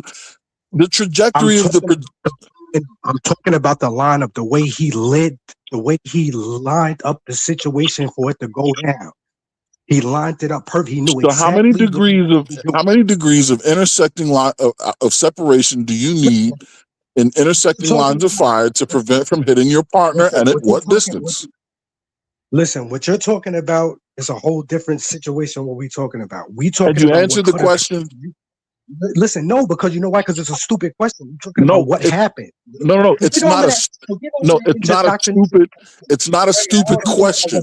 Wait a minute. It's not a stupid question because if you can't answer that question, then no matter what you say about hockey, the fact of the matter is they're intersecting lines of fire proves that he's there backing up his partner, which puts him in that exact position. I reference hockey as an example because that's the way he lined up the shot. He set himself up in position to get the shot off. You can't see that? Video's right there in front of you. You can't see that? What other position would you position yourself in if you don't? If you're shooting at something, if you're shooting at something, what position should you be in? But see, there you go. Wait, everybody, hold on. Everybody be quiet. Here's the thing, because you just put something in my head. You had a very good point, Tony. You had one very good point. If he knew the car was going to move and he knows the car is going to move, why did he stand right there in front of the car? Why didn't he get to the side of the car? He doesn't know the car. He doesn't know the car was going to move. The car was moving backwards right now. The car stops. Look at the front wheel. You can see the front wheel spin. So once the car stopped, why did you move? Look at their feet and look at the wheel. Back. He's in front of the car as the car's rolling backwards. The next thing that happens is the car's front wheel spins forward and then he starts to move. Okay. The car goes backwards. Why you didn't move to the right? Why did you make a stand? Because he had his weapon out. The car. Because if he's behind his partner, HQ, this is what I want. Tony, have you ever been pulled over by two police officers in a car? Mr. Tony? No, I know you probably haven't, HQ. You a good girl. You an angel. Tony, have you? Is Tony still here? All right, I'm here. All right. Have you ever been pulled over by two police officers in a vehicle? Yes. When both of the police get out of the vehicle, do they both come to the driver's side, or does one come to the driver's side and the passenger side? Right. When they both get out, one comes to the driver, one comes to the passenger. Exactly. That is so you don't have the opportunity to shoot two people at one time. When you're backing up somebody, you don't come in like he was talking about in the intersection. It's kind of like a gun line. You can't. But that's you don't want to be behind you. Hold on, it actually does. You do not want to be. You do not want to be in front of the gun line when there is going to be live fire, or you're backing up the person that you're with. So why did that's why two police officers come to, but we're asking Black America, why is it that he needed to pull the gun out to back up his partner? Because once he'd seen because he was telling her, get out of here. At the point you're talking about, there's no vehicular threat. The point you're talking about, there is no vehicular threat. So why did you pull out the gun if there's no vehicular threat yet? Hold on, HQ. I'm gonna paint you a quick picture, okay? He's on the other side. The cop who initially shot the girl, right? He's on the other side talking to the other lady. He hears his partner yelling at the lady that's driving to get out of here. Then he hears him yelling, get out the fucking car. Now, when he says get out the fucking car, and it's me and Aaron, my senses go up is I need to leave the lady alone that's standing on the outside of the car and back my partners up who's by the driver's side of the door. That's But all it is. But what That's are you all it backing up? is, But why guys. are you back? But why are you backing him up with a gun when you could No, have no, no, been no, no, no, no. Well, he wasn't even back. He pulled the gun out when the car started moving forward. We already went through that already. no, his partner didn't have the same. No, he let the gun out before that. No, he didn't. Will you? If you go play by play, Right here. His hand. Stop. Look, that's when he pulled it out. Now, HQ, do me a favor. Hit pause before that and do it frame by frame. Right here. Right. The car's moving forward. Yeah. The car's moving forward. Now he's going for the gun. Now, so you see. Right. So what happens first? Car rolls forward. The car reversed first. He knew. No, look at it. Look at it slower. HQ, do exactly what you just did. You did it perfect. I said he's reversing. Yeah, I said No. HQ, go back. Go back one more frame. 2 frames. It reversed first. Stop. I'm about to walk you through it. I want you to look at the front wheel of the car. Go back a couple frames. He's nowhere near. Stop. Will you stop? Look at the front wheel. Now go frame by frame. Look at him. No, will you stop? Will you stop? All right. Do you want a narrator to do I? Hold on. Yes, because you're narrating it right. Come in to the front. Hold on. Stop. Look at the front wheel. Now go back. We're at the point. The front wheel's already started moving. Go back a little bit. Okay, right here. Stop. Now stop. Now look at the front wheel. It starts moving. See, there's still no gun. Go ahead. One frame. See that right? You saw the front wheel spin, and the front. Even the gun's still not out yet. It's still in his hand with the nose in the holster. The front wheels have already turned out of the way, and they were spinning forward. You think you can't see that where he's standing? That car is coming at him. She turned the wheels at him and put a foot on the gas pedal, and his hand doesn't even have the gun all the way out of the holster yet. Yeah, but near the front of that car. Look. That's when the gun's pointing at the car is rolling forward. Now he's in the stand. This is Now crazy. he's leaning on the vehicle that is already headed towards his ass. So yes. Why is he leaning on a vehicle when he sees that the tire is turned the other way? Because he has his weapon drawn, and there's a safe way to shoot a weapon, so you don't shoot bystanders. It's called a shooting. He had no reason to do it. Right. And you could have moved to a right. This is crazy. Okay, you could have moved to the right when the front bumper of a car is pressed against your hips, and you're standing on ice, and you have a firearm drawn with your finger on the trigger. You're gonna leap out of the way like Superman on ice, or you're gonna lay down in front of this thing and let it cut you in half, or you're gonna hit the passenger or some kid on the corner watching because you're shooting. This is crazy. Why is he leaning on the hood? I explained this to you. This is crazy. Now y'all are trolling. You trolling. You want the answers? Scroll back in the show. You'll get them. I'm asking you, why is he leaning on the hood? I've gone through this how many times? He could have. Because now you troll. All right, HQ. Now. See, you know I'm good. Hold on, Tony. HQ, you know I can see through. I know what you're doing. Now this is fun time. You know what this is? HQ. You know what this is? If all things are considered, and the guy was a different age. Remember that? If all things are considered, but the guy is older and the other guy's younger, what you gonna put? That's where we at now with it. This is rabbit hole shit. Same thing. This is rabbit hole shit. She probably sitting over there smiling her ass off. Cracking the fuck up. I'm done. Did I not say I believe I understand this. I understand the narrative that you got. I hear you. I know. I just don't think he should have pulled the gun. He could have stepped to the right. Not the way. Okay, all right. They could have took her license plate. They could have took her license plate. They could have engaged her. HQ, if you yes, indeed. HQ, the same time he had to slide to the right, he could have moved out the way. Same time he had it. Yeah. And she didn't hit him once again. He leaned into the car and he ran into the car because he leaned in to shoot.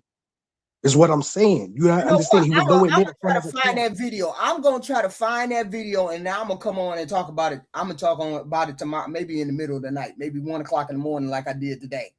I'm gonna find that video because I need to find that video. And I'm gonna be up here with you, HQ. You know why? Because he was nowhere near the front of the car. The only reason why the car hit him, the car really didn't hit him. He hit the car because he leaned in to shoot. So he hit the bumper in the front of the car, leaning in on the hood and everything. He was leaning in. She didn't even hit him. He leaned in all the way over like this and then shot. If it wasn't for him leaning in, the car would have never hit him at all. And she reversed first, which he could have moved out the way. He initiated leaning in, chasing the car. That's what happened. This is heated. This is a heated conversation, but we can't solve it. We ain't gonna solve it. They got to do some kind of investigation. Nobody's mad. This isn't heated. Let me tell you something. A couple of months ago, the police tased and beat one of my homeboys, somebody that I've known since like 6th grade. They beat and tased him to death, and right in the middle of an intersection, killed him. But none of us can get mad. You know why? Because we knew that Jay was a psycho. We knew that Jay fought police, shot at police, robbed stores. We knew everything that this young man had did. So yes, we was upset that he was passed away, but we couldn't be mad that they killed him, because 1 or 2 cops we seen this man smack women and knock them out and hit people. We couldn't be mad because we knew what type of person he was, and that's all I'm saying. See, here's the thing. Here's the thing. This is the thing I got. This is the thing I can't get past. A couple months ago, remember the young boy who stabbed the other young boy under the tent? People kept saying he didn't need to pull a gun. He didn't need to pull that knife out and stab that boy. Everybody has a side. Everybody picked a side. But the one thing is that is mirror to this same situation. We don't know what the intents were of the two people. We don't know what the intent of the little white boys. We don't know what the intent of the little black boy. We don't know the intent of this woman in this car. We don't know the intent of that cop. Same thing. Was the level of threat sufficient? I said that in that case, that young man, did he feel the need to pull out that particular thing and do the stabbing? Did he feel so threatened that he did pull that little knife out? And I say the same thing with this cop. Did you feel so threatened that you had to pull out a gun? My question then, you know the difference, HQ? You know the difference? Is the same question now. Did you need to pull it out? The difference is young men fight. The difference is young men fight. Hold on, HQ. That's not an excuse. No, wait a minute. The difference is young men fight all the time. There was if the other little boy had a sword or a knife, everybody would have said it was fair game. None of us would have had any problem with the boy stabbing the boy in the heart. We wouldn't have had any problem. No. But the other little boy, if they were going to fight, they need to fight. No. It's the difference with a deadly weapon. It's the same argument that Black America. And HQ, you know what it is? I'm not mad. This is what it is, HQ. I just feel like this coming every situation the way it's supposed to be looked at, because it could have been any one of us, and then it would have been people making arguments about how, we was trying to hit somebody. So I just try to look at things the way they're supposed to be looked at. There was no reason for that man to have that gun drawn like that and to approach the car the way he did. That's the only reason why, because back to what we were saying, the car didn't hit him. She reversed first, then she put in drive. I could see if she already was in drive and then went ahead. Now this is a different story. That's not what happened. So that's how you know it was no intent on her. And he even knew because he wasn't directly in front of the car. He had a couple of feet away from the car. Now, when she finally did go and drive, that's when he moved, slid to the right, and leaned in. HQ, you got them other clips? You got them other clips from the front? No. I said I had to find them. I had to find more clips. Oh, okay. All right. Because all that shit gotta go right out the window. Okay. I want to find more clips. Because no, you need when HQ every time you have a conversation, who knows? I want to see the front of the car. I want to see all of that. But my initial question still stands. Did the level of threat reach where it did for you to pull out a gun? You only say that because you care about. You only say that, HQ, because you care about the loss of life. Because I care. Because that's the only question. That's hold on. I don't. Hold on. That's the only question that's relevant. If I feel a level, if I look at the threat, that like if a little kid, a little 2-year-old comes in here with a knife, and I shoot that little kid, was the level of threat high enough that I needed to pull a gun out? Most people say no. But if a grown man have you ever been? Have you ever stabbed by a kid? But if a grown man ran into the room with a knife, the level of threat is higher. So therefore, me shooting him is justified. I'm asking, was it justified to pull a gun out when you did something else? Yes. I'm saying to the young man at the who stabbed Mr. Tony. Mr. Tony, can I ask you a question? Oh, can I? Mr. Tony, can I? Oh, can I finish? Go ahead. I'm sorry. I'm saying, did that young man on that field feel that the level of threat was sufficient enough for him to pull that little knife out? I don't know. I'm not a mind reader. And that's what I'm saying. You But do you want to ask me how I would feel? You just made the assumption that policeman valued that threat. No. That's why I asked. I'm answering. That's why I asked from whom's perspective. Do you want to know how I would feel if I were in his shoes? I can tell you that because that's exactly what I said about this cop. I said if I were in his shoes, this is what I would have done. So if you want to know if I was in that high schooler's shoes, I can tell you what I would do. But I can't read his mind. I can't read the cop's mind. But I can look at the situation and tell you what Aaron would have do, and Aaron would have did what that cop did. So would Aaron have done what I did? No, wait, no. I would have did something different than the black kid. I wouldn't have stabbed that kid. I would have just fought him. How do you know what the level of threat is? How do you know what the level of threat is that little boy had or he felt? I don't. I'm telling you what level of threat I would perceive based on what I know, and I would have fought the kid. Right. There was no weapons, but that's not to say he was wrong. He was right or wrong. I mean, the kid. If the kid had a knife, I'd have stabbed his ass. If the kid was in a car trying to drive over me, I would have popped his ass. But when somebody comes up to me on the street, all right, listen, I'm a concealed carry firearms on, right? If somebody walks up to me on the street and wants to fist fight me, do you think I can shoot him? No. Do you think I can even perceive that as a threat? No. But if someone goes over there and produces a knife, you know what I mean, and starts to close the distance with me, or produces a firearm, or gets in a car and aims it at me, and I'm in a position where I can't move from in front of it, yes, that's why they have crimes called vehicular homicide. You mean you can kill me with this thing? This thing's a fucking weapon. But the other high schooler kid didn't have a weapon. He had his fist. So that's what we're gonna work with. That's me personally. Now maybe that dude don't have no confidence in his fighting skills. Maybe he couldn't punch his way out of a wet paper bag with scissors in his hands. So, hey, he probably felt the need. Me, no. But do I want to go square up with a Honda fucking Pilot with a woman behind the wheel and a foot on the gas? No, I'm not that kind of boxer. And I don't think Mike Tyson would go for that shit either. Once again, he was not nowhere. She wasn't nowhere near him. The man slid to the right and leaned in. Okay, well, you go fight Honda Pilots, not me. Well, we go round and round on this. I got to get some more video footage, and I want to get some more video footage and then talk about You know what it is, HQ? He knows the answer. He's just on their side. This is the thing, HQ. Because I saw how he was in the front of the car.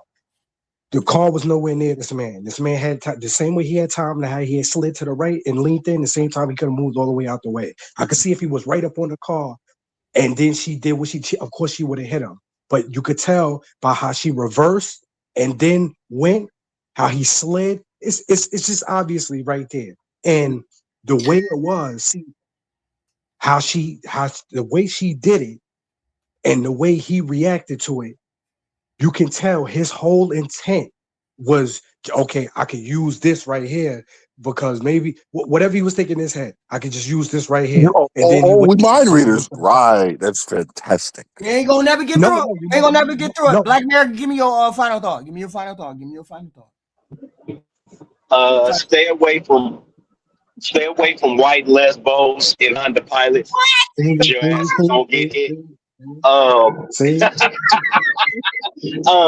HQ, And them like I legs say, both I know alone, you. man. You leave them Hey, legs both alone. I know, I know you. I'm sorry. I know you care about loss of life, HQ, but sometimes some people will, unfortunately, do things that is going to get them in a bad situation, and things happen. I do not think that she intentionally hit the police officer. I state that again. I don't think that she intentionally hit the police officer. But the fact is that she did hit the police officer. And that's why she's going to be having a funeral very soon. All right. You guys have a good day. Thank you, Black America. All Give right, me your final thought, Aaron. Your final thoughts, sir. All right, Black, take care. Yeah, at the end of the day, I mean, it's sad that a life is lost. It's never, ever a good thing, right? And I don't applaud that. And if the officer lost his life, I'd say the same thing. Yeah. All I'm saying is, I'm with Black America. The fact is, she hit the man, he shot her. I wish she'd put the car in park. You know what I mean? The legality of how we got here, I don't know. I don't care. She should have put the car in park. She should have stopped. And she Right. That's all. That's what I would have done. I would have put the car in park with a man standing in front of it, right? And then hopefully he didn't shoot me. I don't know. What I do know is call Tony now for your free tarot card reading. If he can read the minds and all that, I can't. So, but HQ, take care of yourself. It's all right. It's cool. You know why? Because this is the thing, HQ. This is the thing. These people is on their side. I understand why they was already in the profession with them. I understand. But this is what I'm saying, HQ.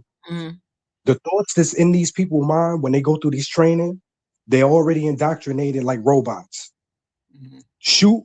If anything, like that's just what's the reason why I said whatever was on his mind. I'm not saying like a mind read. I'm just saying I know it was a negative thought in your mind because they're trained to think negative first. So that's why all I was saying was HQ, whatever he was thinking, it was just, okay, this is my way out to do what I came to do. I'm trigger happy to do, just like the Marvin Gaye song. I'm HQ, the innocent. You did make me look at it one more time. You did make me think, why didn't he move 1 foot to the right? Why didn't he move one again? Why didn't he move again a little bit more further to the right? He could have moved one foot to the right and he would not have been hit. And it would not have been a deadly weapon. Why didn't he do that? I don't know. Exactly. We don't know. Exactly. And just like how Marvin Gaye said, trigger happy police, it's the same thing with this situation right here. No different. What he was trying to do, HQ, was just look for any kind of reason where he thought it'd stick to do it. But just like how we was talking, HQ, he made too many moves where you can tell that he was in the wrong. That, like, when you go, like, I'm gonna be back up with you at one, HQ. When you get the footage, like on the side of the car, in between him and the car, it's gonna be a numerous amount of space, HQ. We're gonna see that he was not directly in front of that car. And the reason why she reversed was because I'm glad she reversed too, HQ. I'm so glad, because if she would have just went forward, it would have looked more bad. I'm glad she actually reversed and then went to the right. That was perfect, because it's letting us know her intent was not to even hit him. And again, she didn't even hit him. He hit the car the way he rushed in to get the shot off. But see, when these people be in the profession with these people, of course they're gonna have their, just like when we was talking about the kid in the park. Yeah, he got the cop back, but when it comes to the little black kid, oh no, I would have fought him. See, that a lot of at one time they probably was our people. Get into these professions with these people, they take on the mentality of these people. That's why HQ, that's why I got a thing with, I know all police officers isn't bad, but when the ones do get corrupted, they take on the corrupted mentality and they just turn on their own. Go back to the Buffalo Soldiers, HQ, all of that. Go back to all of that. Back in the day, the overseers, everything. These people, they want to fit in.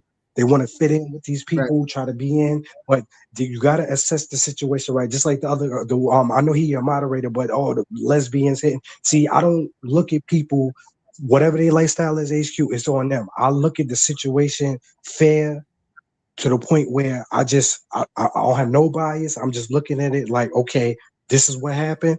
This is what happened. Not because he was a lesbian, or he was a little black kid, or I was a cop like them, so I'm gonna have they back. No, you can't look at it like that. You got to be fair and look at things the way it happened. And you got to tell the Right. truth about the way things happen, because if it was your life, the way you would want somebody to be on your side too if you was right. See, HQ, they don't want to wear the shoe and think about it if it was them. No, they just taking like, oh, I'm gonna be on their side because I was one of them. No, you can't look at it like that. They're not fair. You got to look at Tony, sir. Thank you, Tony, sir. Thank you. But I said I'll be back later. It's more video. I appreciate it. I appreciate Tony. I will see you later. Thank you, sir. Thank you. Did y'all hit the like, share, and subscribe button? We like to have this kind of content. We like to have these fights. I wish we had a whole bunch of people on the chat, on the panel to make this discussion. But it's like, we are they going to let people investigate? Are they going to let this person actually testify? Are we going to have the truth come out? They already made an assessment. They already made a judgment. They had made judgments and everything else. I have to question whether the level of threat was there for you to pull a gun out. That's the only question I got. Everybody knows what happened. Why did you feel the need to pull a gun out instead of standing to the right and talking to her in the window and saying, hey, everybody calm down, everybody calm down. You escalated the situation with the gun. Why didn't you say, hey, everybody calm down. Don't peel off. Don't do X, Y, and Z. Calm down. We just trying to, let's lower the temperature. Why didn't he do that? Why did he decide he was going to escalate instead of de-escalate? These are the questions I got. Y'all hit the like, share, and subscribe button, please, and thank you. I appreciate all of you guys. I appreciate you. I will be back. I'll be back. Oh, and thank you, Rainbow. I appreciate it. Does Aaron care about DHS de-escalation protocols? I don't know whether Aaron knows them or he doesn't. There were no de-escalation tactics used. That's my whole point. De-escalation tactics. Aaron, okay with that? A lot of people are not okay with that. A lot of people are okay with that. A lot of people think she deserved to get killed. She never deserved to get killed. Nobody deserves to get killed. I appreciate the $5, Rainbow. Nobody deserves to get killed. This is not what we're saying. What we're saying is, okay, sometimes it's justified for the police officer to do what he did, but I don't know whether it's in this case or not. All I know is somebody is dead, and it ain't okay. The way she died. It's just not. You all hit the like, share, and subscribe. I'd appreciate it. I will be back. Of course, we will be back. I appreciate you guys.